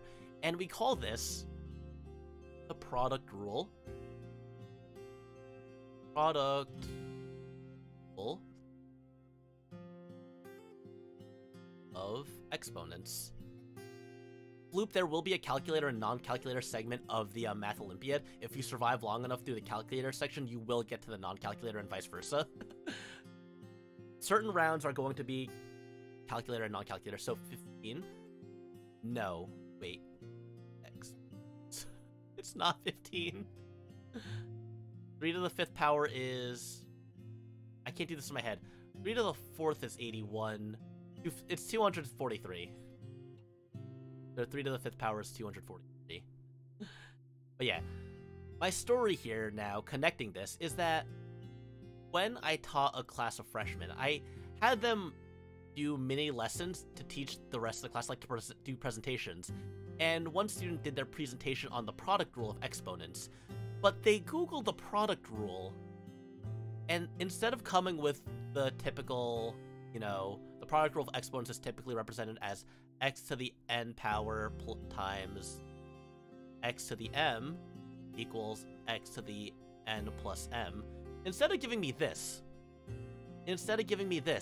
they told me that the product rule was h of x, or h prime of x, equals f prime times g plus g prime times f. They showed me this on their PowerPoint. They showed me this, and I was like, kid, look, that is in fact the product rule. You are not wrong, but it's the wrong product rule. That is the product rule of derivatives. What's the highest level of math on the Olympiad? I'm not going to go higher than anything you'll see in high school. So AP Calculus is the highest. AP Calculus is the highest, and I'm also not even going to try to push too hard on AP Calculus. That's only gonna be if, like, people survive every other round. Realistically, I think most of the questions are gonna stop by, like, late pre-calculus, maybe early calculus. But I'm gonna also cover a lot of the early calculus stuff, like how to take the derivative using the power rule and the product rule and the chain rule. That kind of stuff we'll cover next week. We'll talk about stuff like trig stuff like that as well next week. We'll talk about some other concepts. But the math isn't going to go into, like, college level math, because I ain't got time for that. I like I said, I got a C- in Calc 2. I survived. I got the degree. No contour integration. Yeah, no, fuck that. We're not integrating in 3-dimensional space or anything like that. I can't deal with that because, look, I slept through a lot of classes because I just forgot how to stay awake, and I got an A in calculus. So, like, I got an A in Calc 1, and I kept on sleeping through Calc 2 and saw, like, the quizzes, and I was like, I literally don't know how to stay awake in class anymore. I don't know how to sit at a desk and not fall asleep. This is really, really bad. This is so terrible. I don't like this. I really hate this. So I would just, like, I panicked. And I was, like, also part of, like, a club where I was, like, the treasurer, and I had to manage a lot of money and do a lot of paperwork. So I had to juggle that on the side, and it was just really bad. We got to start talking instead of teaching again. Look, we talked about one product. We talked about the product rule of exponents. Look, we're gonna finish up the derivative rules here. or the exponent rules. So we have the product rule of exponents, just, you know, you add them together. Green's theorem, be like, Bert, I don't know what the fuck that is. Don't even look at me with that stuff. Don't even talk to me if you're gonna talk about Calc 2 or higher. So now what happens if we do something like, you just turn to see the language old written on the board, your brain is already melting. I'm sorry, Wise, also welcome. Let's say we had x to the 5th power divided by x 2nd power, right? Does anyone in the classroom know what x to the 5th divided by x to the 2nd turns into? We know that when we multiply the same bases with different exponents, that the exponents just add. Full, as you know, x to the 3rd power, right? We have x, it's 4. How many times are you going to keep on saying 4? Because x to the 5th is x 5 times. X to the 2nd is x multiplied by itself 2 times. So, we simply just cross out 2 x's here, and you'll see we'll be left with 3 x's, or x to the 3rd power. Pretty straightforward. The x's cancel out 5 over 2. But why did you think in assembly? It's not x to the 2.5. There's a non-zero chance that the answer... There is, you're right. You're right. We could, how would we do that, actually? Oh, if x was equal to the cube root of 4, then the answer would be 4. This is the quotient rule.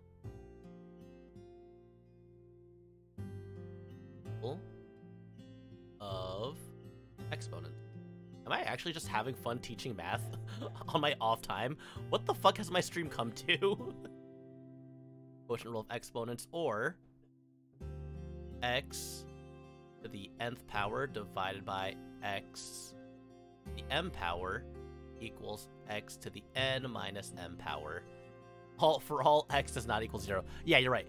As long as x itself is not equal to 0, because if x is 0, then it divides by 0, and then you get the then you cause wormhole in space-time continuum. So yeah, basic exponent properties. Let's also talk about some more, you know, we'll tie a bow on this whole exponent lesson here. You know, not to get too personal, but basically you're teaching for like 0.01 times your normal wage. You're right. I have been sub to once, so technically I have gotten paid for the stream. Wisteria, like, walked into the room, and she's just looking at me like I'm doing something terrible right now. Why are you teaching math? I'm running the VTuber Math Olympiad next week, and I need to do a cram session. Aren't you tired? I am tired, but I'm having fun. That is psycho.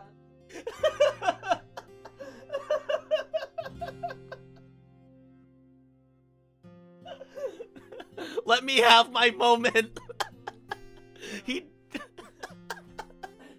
He does it for free. You're right, she's not wrong. It is probably psychotic. To just... Look, I haven't taught math in several weeks. I have not been doing any math teaching because finals happened, and it was all review. I guess it is. Thank you. But let me just finish with the writing of these exponents. You know, we talked about the product rule. We talked about the quotient rule. We also talked about your favorite math earlier with stereo. We talked about long division. Don't you love long division? Ah! I hate it. I don't. Yeah. At a point, you know, long division will just... We stopped needing to do long division. I would like... Division's not real.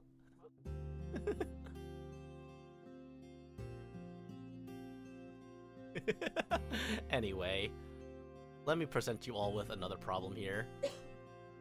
Let's say we have x to the 3rd power to the 2nd power, right? If you're raising a power to a power, does anyone remember what happens? You'll show me something long. I don't like where that's going, Coyote Knight. Can you calculate the exact size of your mother using long division? No, probably not, but you could probably use integrals and some weird curvature and calculus to do that. Society has progressed past the need of division. Division just leads to hatred and violence. You're right. Also, Cole, you are also right. It is 6. Because, again, anything raised to the 2nd power is just multiplying by itself. So we get x to the 3rd times x to the 3rd, which we already know from the product rule. 3 plus 3 is 6. X to the 6th power. Also, 3 times 2 is 6. So this is the power to a power rule. Or x to the n m power is just x to the n times n. That's it. Very simple, you know. If you're raising exponent to an exponent, it just becomes multiplication. And I think the last main property here is I have... Anyone know what this is? Does anyone know what happens here? Does anyone know this mythical... the property of this mythical inscription here? You could probably use division to figure this one out, actually. What is anything raised to the 0th power? Catastrophe? I will let the other students answer. Thank you, Cole. Because, you know, I know a lot of students. I have a lot of students who are not like that. They will just answer every question. Sometimes I'll just be like, I appreciate your enthusiasm, but I need some other students to answer. But Leon, you are correct. No, Sora, we'll delete Twitch if we divide by 0. Raising to the power of 0 is perfectly fine, though. Any number raised to the 0th power is 1. And I think the explanation for this is actually really interesting. What year do you normally teach these? The 2 times you did second year? This is 9th grade. I don't know what that is. It's the first year of high school in the States. Oh, for some of them, it's the last year of middle school, so 8th grade. If you're in advanced math, you learn it then, but otherwise, if you're on the regular track, you learn it in 9th grade. If we look back to the previous thing that we looked at, if we looked at the quotient rule of exponents, we can see that, say, if I had x to the 3rd power divided by x squared, that becomes x to the 1st power, right? Very simple.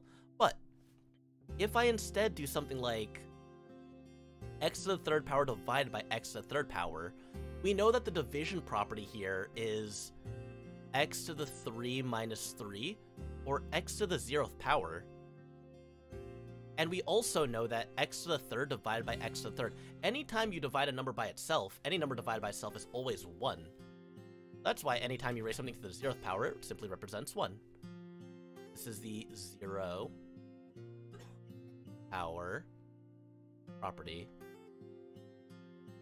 I cannot wait to hit someone with a dumb bullshit problem like, what is 2,565 to the 0th power? And then some unwitting poor soul is going to come up to me on the stream and they're going to just be like, the answer to this is 0. And then they will get vaporized and sent back into the ether. And I will not feel sorry for them because they missed the study session. The most interesting part, though, is how... Yeah, I don't remember the full explanation of that, but 0 to the 0th power, I think, just also implies... Because, you know, it's 0... If you could do, like, 0 to the 3rd power, that's still 0. You're doing 0 to the 3rd divided by 0 to the 3rd. And I think the thing is that this is just a number being divided by itself still. Anything raised to the 0th power is a number dividing by itself. So 0 divided by 0, I think there's a proof out there that talks about why dividing 0 by itself is 1, but I forget what the steps were. 2565 game that came free with your fucking Xbox. You have Uno. Speaking of Uno, this is the part in the year where I see students coming out with Uno cards, and it's always really interesting because I feel like every person, every like group of friends, every like region has different rules of Uno. For those of you who have played Uno, if any of you have played Uno, is there a rule stating that if someone plays a draw 4 and states a color, that you can still play a draw 4 of any other color? Or does your draw 4 have to be the exact color that was stated on the wild draw 4? Because I had some students come to me to act as a judge for this, and I just told them that, yeah, the draw 4 means that you have to play a draw 2 of any other color, or else you gotta draw the rest of the pile. But, you know, I've seen some really weird rules. Like, you know, if you mess up while playing Uno, someone calls dummies on you, and then you have to draw because you did something stupid. Like, rules like that. And then those kinds of rules get misconstrued so quickly. Like, you get called a dummy for literally any small thing, and they make you, like, draw, like, 20 cards, and you're like, I'm just trying to play the game. But yeah. let's see. On my list, long division multiplication we got through. We talked about some angle relations. We talked about properties of quadrilaterals. We don't have that. There's no way of skipping a draw 4. I see. Interesting. Not even another draw 4? If you play a 0, everyone passes their hand. That rule is fucking terrible, Cole. People who play with that rule are absolutely awful. Yeah, regional rules for crazy. It's a real damn problem. It really is. Or like when you play Uno online and they have all the possible rule settings, it's terrible when you play with all the rules active at once. If 0's power will equal to 1. I think you might be right. I don't remember though. I didn't really look too deep into the discussion surrounding 0 to the 0th power. I just know that it is something that is like a thing. The rule is meant to look, when you're in school hours and you want to play as many games as Uno as possible so you can get a chance to win, I don't think people want to extend that game. Alright. Maybe just to leave it on off the test. I don't plan on putting it on the test. We didn't talk about we talked about multi-step a little bit. We didn't talk about linear exactly. We didn't talk about systems or factoring or quadratics or exponentials. Those are all pretty important. Talk about sequences as much. Something similar happens with Mahjong. Even with Japanese Mahjong, there's a bunch of regional rules. Oh yeah, I could see that. Especially because it's such an old game. Here, let's do a fun word problem. Someone give me a made-up VTuber name. Let's talk about an imaginary VTuber who's starting their career. Someone give me a name. We're gonna create a math problem here. We're gonna create one of those crazy Apple math problems. I don't want to use real people. I don't want to think about people like that. Smoint Smank TV. Oshinova.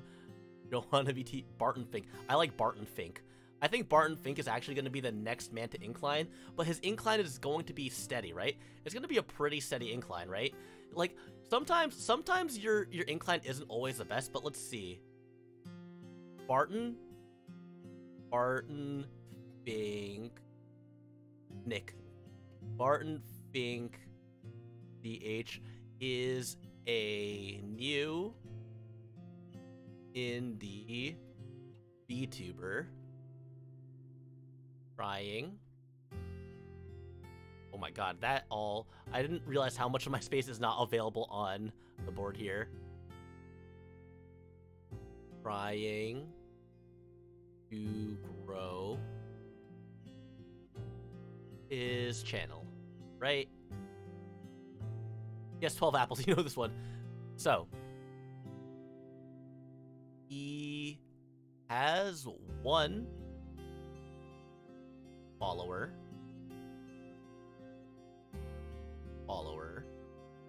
on his first day streaming.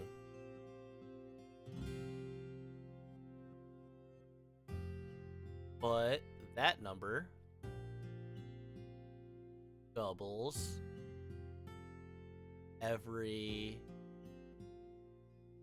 Right? You know, sometimes you just gotta keep on grinding and eventually you'll incline to the moon. This penmanship. So he is a real teacher. Wow! Wow! Wow, I can't believe that. But that doubles every week. So, on week 2,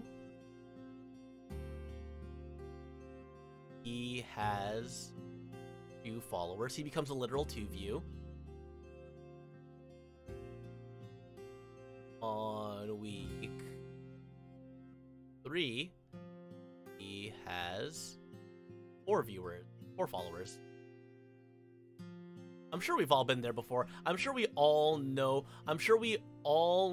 the struggle of growing, right? But now, here's the thing.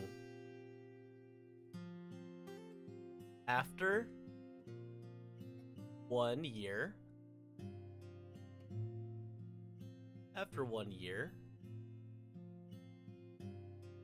how many followers will he have? How would we solve this? Don't know it, have never grown. Zam! 52 weeks in a year. 52 weeks, I meant, yeah. So he is up 52 followers. Well, he's doubling. He's not increasing by 1 every week. He's doubling his followers every week. So he has 1 follower, and then he has 2, then he has 4. So we're going to make an equation here. We have a sequence here. So we know that starting out, we have the sequence, we have the equation here, y equals 2, or it's 1. He starts with 1. That's our initial value. He starts with 1 follower, but it doubles, so 1 times 2. But if we think about it, every week that passes, he doubles every W. So another week, 2 weeks pass, that's 2 times 2. 3 weeks pass, it's 2 times 2 times 2. So by 52 weeks, we've multiplied 2 by itself 52 times. At the end of the year, he has 2 followers. Damn, the recline. He has 2 followers because he got called out on Twitter.com. So we would say 1 times 2 to the W power. 52 weeks in a year. Means that we would do y equals 1 times 2 to the 52nd power. And this would be on the calculator section. I wouldn't expect anyone to do this off the top of their head. And 52 to the 52nd power is a big number. Sheesh.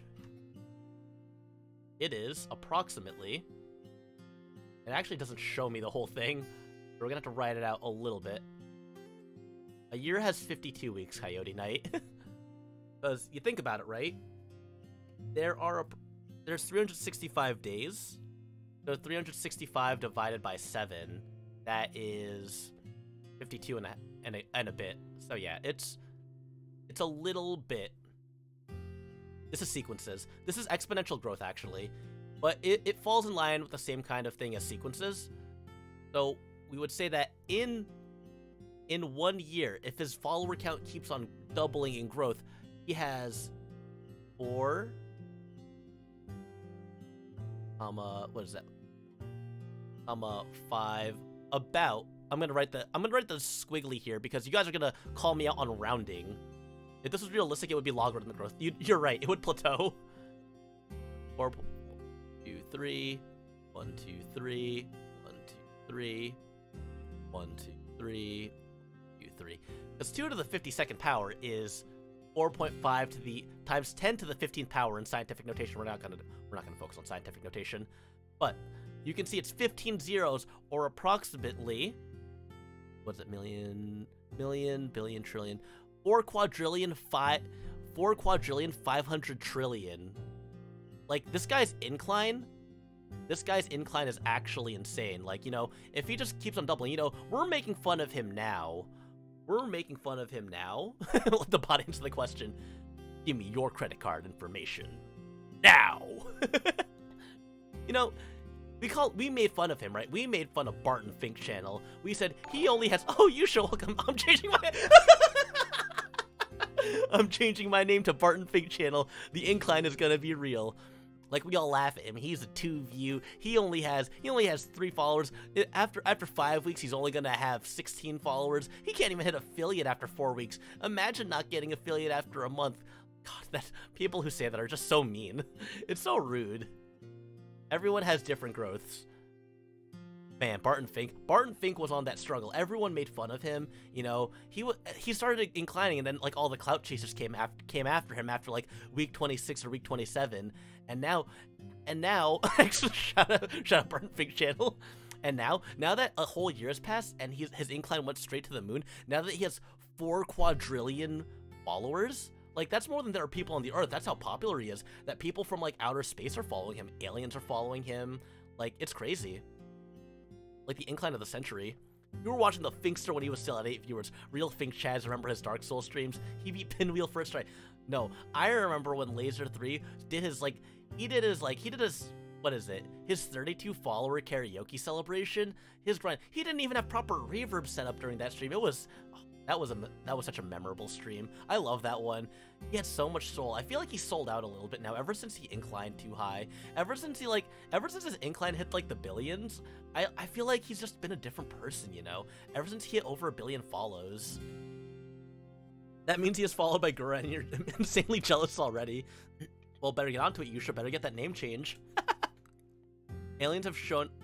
Most have shown up in mid-July to get those numbers.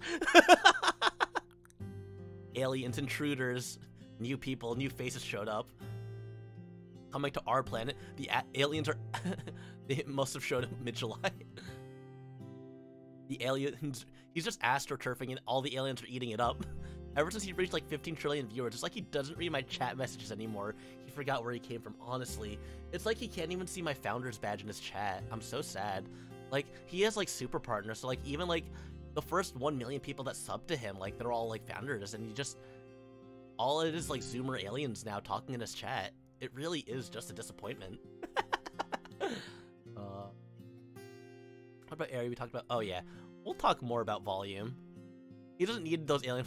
He just paid for alien bot followers, not just human bots, but alien bots. All right, let's say I have something like this. You know, we're gonna draw one of these Johns. How many active? What's his CCV? Just because he has 4 quadrillion viewers doesn't mean his CCV is any good. I bet he doesn't even have like 1% follower to CCV ratio. God, numbers. All right. Anyway.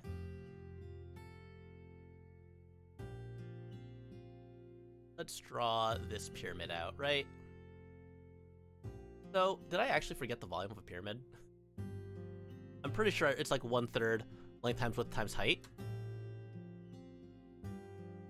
Volume of a square base pyramid. Look, I don't tell my kids to memorize it, so I don't have to memorize it either. Yeah, it's length times width times height times divided by 3. I am so smart. Square base pyramid, the volume is 4. God damn it! Anyway, so now, we're gonna say that the volume here, right? Again, using formulas, volume of a pyramid. Right? Oh, never mind, it's just dumb math stuff still. So we got like, you know, volume equals length times width times height. Wait, the times width times kind of looks like a funny face. Over 3. Mom looks, let's go, what does that mean? So if we say that the length of the base here is, say, 3, and we say this is 2, and we say that the height is also...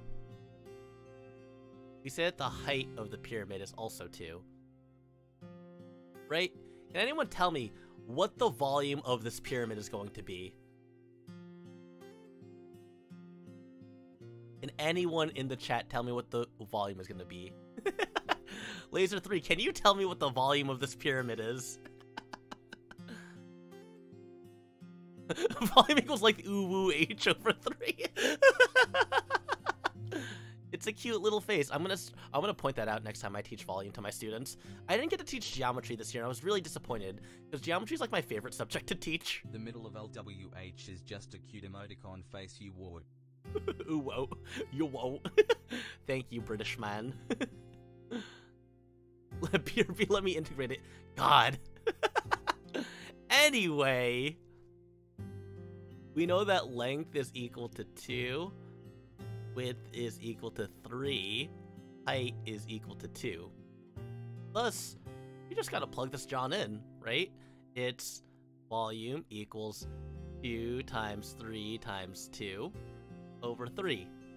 2 times 3 times 2, 12 over 3, which means the volume of this pyramid is 4. The volume is 4. It is 4. Finally, we have a problem where the answer was 4. Yeah. All area problems simply are just looking at what variables were given and plugging it into the right variables. Should be pretty straightforward there. Let's do this.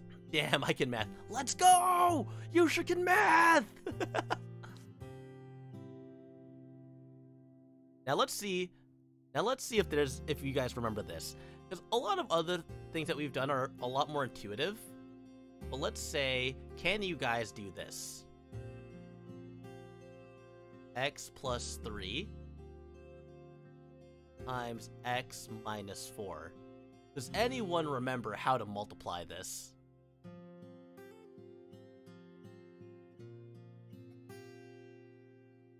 It's basic. It's algebra.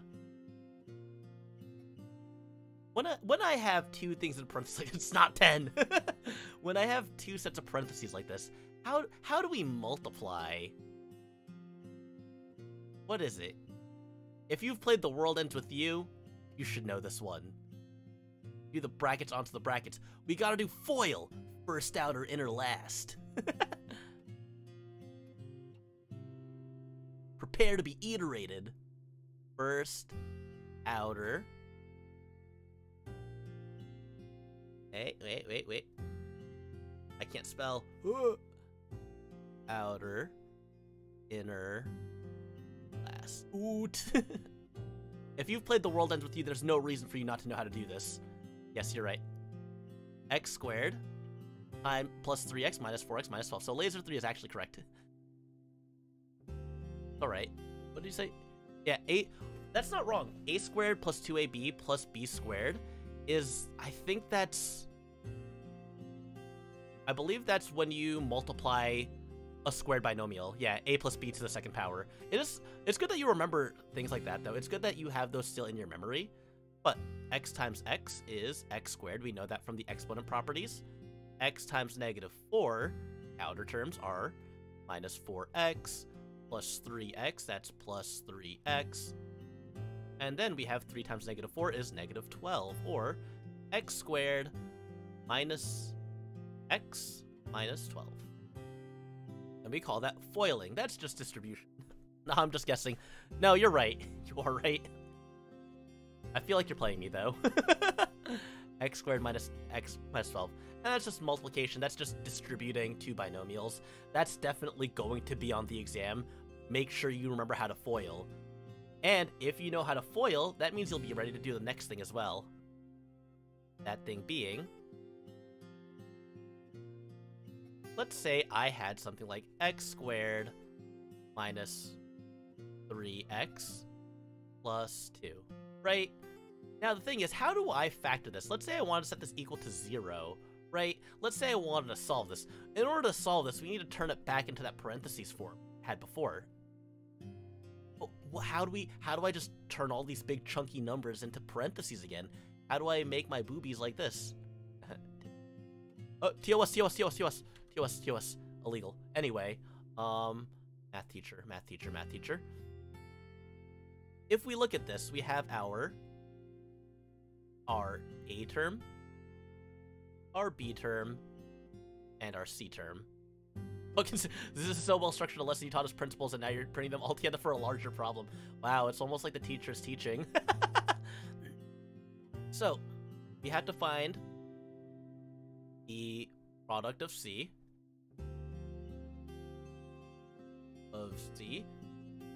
whose sum B. Broke 80085 woke. God. Now everyone gets the hero roll, so you gotta know how to foil. The hero roll? Roots are 1 and 2 or something. You are correct. Negative. Or, yeah, positive, actually. So, we know that if we have C, two numbers that multiply to make positive 2, and add to make negative 3. That's just gonna be negative 1 and negative 2. X minus 1, x minus 2, because negative 1 times negative 2 is positive 2, x times negative 2, and x times negative 1. Negative 2 and negative 1 combined is negative 3. So these are equivalent expressions. So we can use these to solve for 0. Because we know that anything multiplied by 0 is what? What is anything multiplied by 0? I'm sure someone in the chat knows what happens when you multiply anything by 0, right?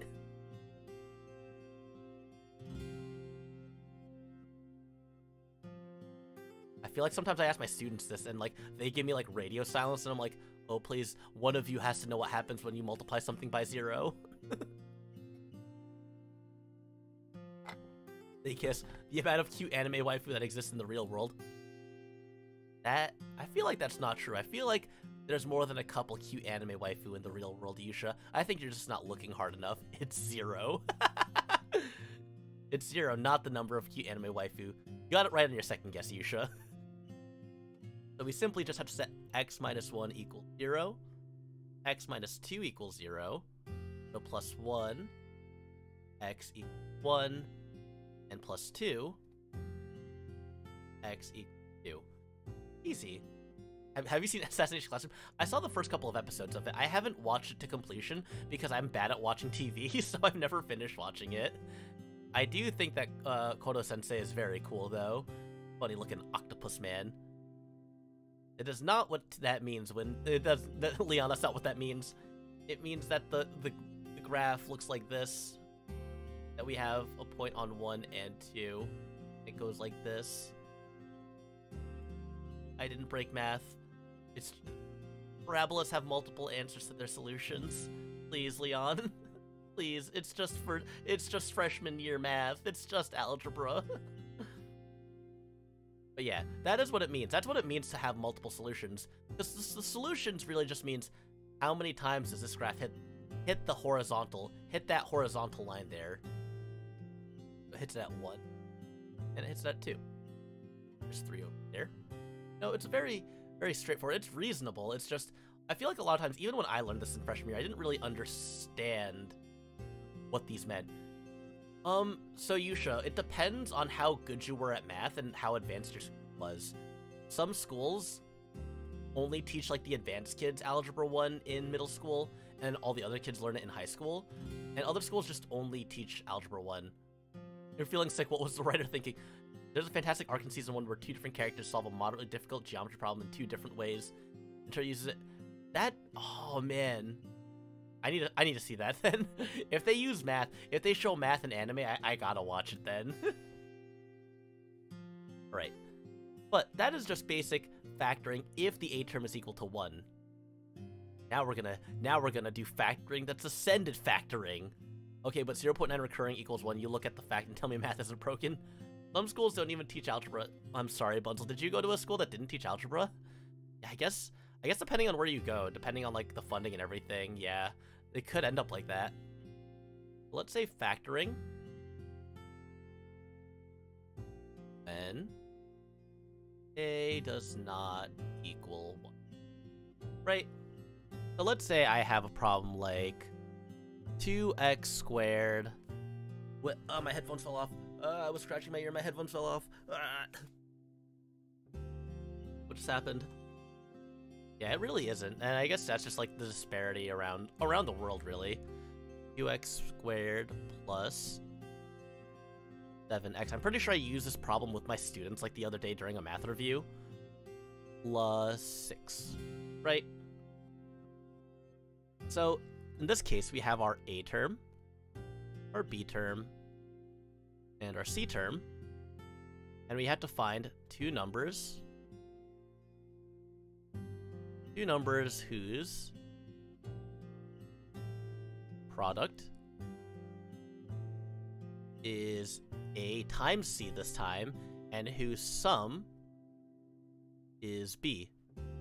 So again, A times C, we have our A term is 2, our C term is 6. 2 times 6 is 12. Our sum being B, 7. The math on chalkboards and anime are usually complete gibberish. I feel like there's a good amount of times where the math does actually make sense. Or sometimes they just put calculus. I remember I was watching, I think it was Owari Monogatari, where like the math on the chalkboard that they had there was like all like, I think like Calc 2 level like calculus, and I was like, god damn it, this is making me feel so dumb. Why are all these Japanese students doing like double integration? Usually for the school board they taught it in grade 9 instead of 8. So when they moved you, it's... Oh, so you moved and then you just lost that year. It makes a lot of sense if you realize that real numbers are isomorphic due to the... Stop using those words. I don't want to see the word isomorphic. I'm here to teach high school math, not this number theory conceptual things. Anyway, if we think about this, right? Two numbers whose product is 12 and whose sum is 7. We can line this up here. Products of 12 are 1 and 12, 2 and 6, and 3 and 4. Looking at all these pairs of numbers, the only pair of numbers that adds up to 7 is 3 and 4. God, I don't want to think about that. Abstract algebra. I passed abstract algebra by, like, I don't remember. I think my classmates had, like, notes from previous students from the exams, so I used that to survive the exams. I had an A- in the class, and I was like, hey, professor, I have an A in your class. Can I be exempted from the final exam? And the professor was like, yeah, sure, if you're happy with the A-, you can be exempted. And I was like, fucking Christ. Professor Ambers, I need a pee, and the other kid never came back. Bloom was in the classroom already. You're free to go. He came back a while ago. But I think he's cutting class now. I think he just left the classroom without asking. Or he's sitting quietly and I just haven't noticed his presence. Either or. But now that we have this is going to be the part where some of you guys probably remember factoring, and I'm going to do factoring in 3 different ways because there's a lot of different ways we can factor this. You can eat as long as you don't make loud crunching sounds, Alto. So here's the first way. We call this the box method of factoring. Here's an entire bowl of noodles. Look, I've had students bring in instant cup noodles to my classroom before, and then I was like, why are you eating instant noodles in my classroom? And their response was, no. Crunch, crunch, crunch, crunch, crunch, crunch, crunch, crunch, crunch. Damn it. Their answer was like, no, I finished the noodles. I'm just drinking the noodle juice now. And I don't think my soul has ever been shaken as hard as when a student just told me the word noodle juice. It's not what you call it. You had an A+, and it was like, can I just not take the final? And just like, if you get a 100 in final, I'll buy you a pizza. And you're like, I don't need pizza.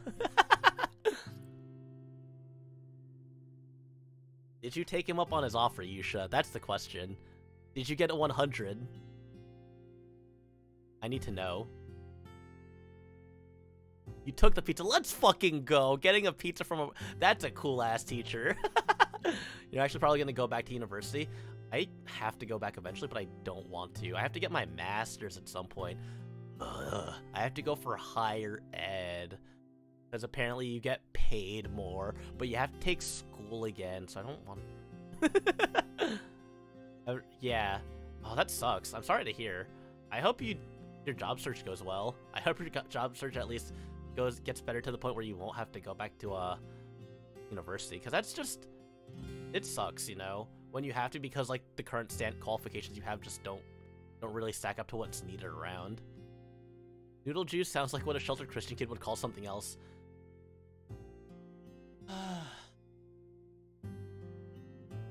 Anyway, your math teacher said he'd buy us pizza if you won the math Olympiad, and we did. And when we got back, he revealed he had already pre-ordered the pizza, and we all laughed because, you guys, he already knew you were gonna win. That's too powerful. Anyway, factoring when a is not equal to 1, you can see that we found that 3 and 4 were the factors that add up, multiply to 12, and add to 7. So we put them in the box here, and now we have to remember how to factor the GCF. So 2x squared and 3x, you know, 2 and 3 don't have any common numbers, but they both share an x. We can factor out an x there. 4x and 6, we can factor out a 2 there. So we get x plus 2. Then we look at 2x squared and 4x. We look at it vertically now. 2x squared and 4x, we can factor out a 2 and an x there. And 3x and 6, we can factor out a 3. So you'll see that the factored form of this is x plus 2 to x plus 3. And if we had to solve this for 0, all we have to do is just set both these parentheses equal to 0 again. X plus 2 is easy because x plus 2 equals 0. Subtracting 2 from both sides just gives us x equals... Here, that got cut off. X equals -2. But then we have 2x plus 3 equals 0. That's when it gets a little spicy. We gotta do a two-step equation for this one. Subtract 3 from both sides. 0 minus 3 is -3. 2x minus 3. Then we divide out the 2 on both sides. We get x equals -3 over 2. There we go. And it's getting head pat. So that's factoring, you know. Just remember, have to multiply a times c, sum of b, and we just do this box method here. I'm sure people learned other methods, but this is the method that I've been teaching to my students because I think it's a lot simpler than like factoring by grouping or like whatever the bullshit the X method is. They always find new ways to teach math, and some ways are good and some ways are just strange. Anyways, we've covered a lot of topics. We've covered a good amount of topics that I know what I'm probably gonna start centering ideas around for the first half of the Math Olympiad. I hope you enjoyed the weird little lectures and like teacher stories and college stories. But tomorrow I'm probably gonna be streaming some more of Fire Emblem. And next week, next Friday, I'm going to do one more cram session that's going to jump into higher level math. We're going to get into Algebra 2 concepts, and we're going to get to some trigonometry and pre-calculus concepts. So if you want to see me ramble more about math, that'll be happening next Friday, around the same time, 4 p.m. EDT. And the Math Olympiad, if you're interested in signing up for the VTuber Math Olympiad, then that's going to, you can just send me a DM on Twitter, or just send me a DM. And there's still time, you know, I'm gonna keep registrations open until probably like the day before if you want to participate in doing math. But let's go and find someone to raid now. Let's see who's online. Who can we pay a visit to? And thank you, Oration Neophyte, for the subreddit.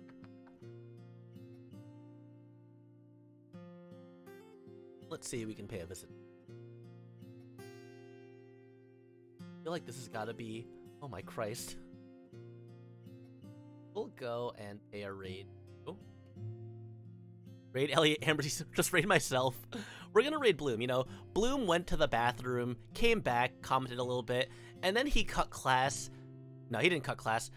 Bloom wasn't even a student. He was just being a troll. Like, you know how teachers will sometimes just sit in each other's classrooms and just be gremlins? So, you know what? We're gonna take the class to his room. So, let's go and /raid.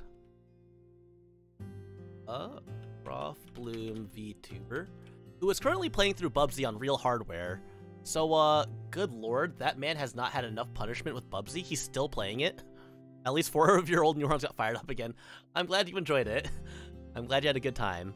But yeah, we are going to raid Bloom, who does a lot of retro games, and he's going to be he's currently playing Bubsy after speedrunning it last week as well. Teacher fight raid. Yeah, everyone, if you can, just do like teacher fight raid or class dismissed. Math raid, math raid. If you have my emotes, if for some reason you're subbed to me, let's do this one. Math raid. Yeah, you can use that one if you're not subbed, but if you are subbed, hit Bloom with one of these. Math raid. The math club sends its regards. All right, everyone. Thank you for stopping by. I really enjoyed teaching with everyone. And class now is dismissed. And it feels right to say class is dismissed today.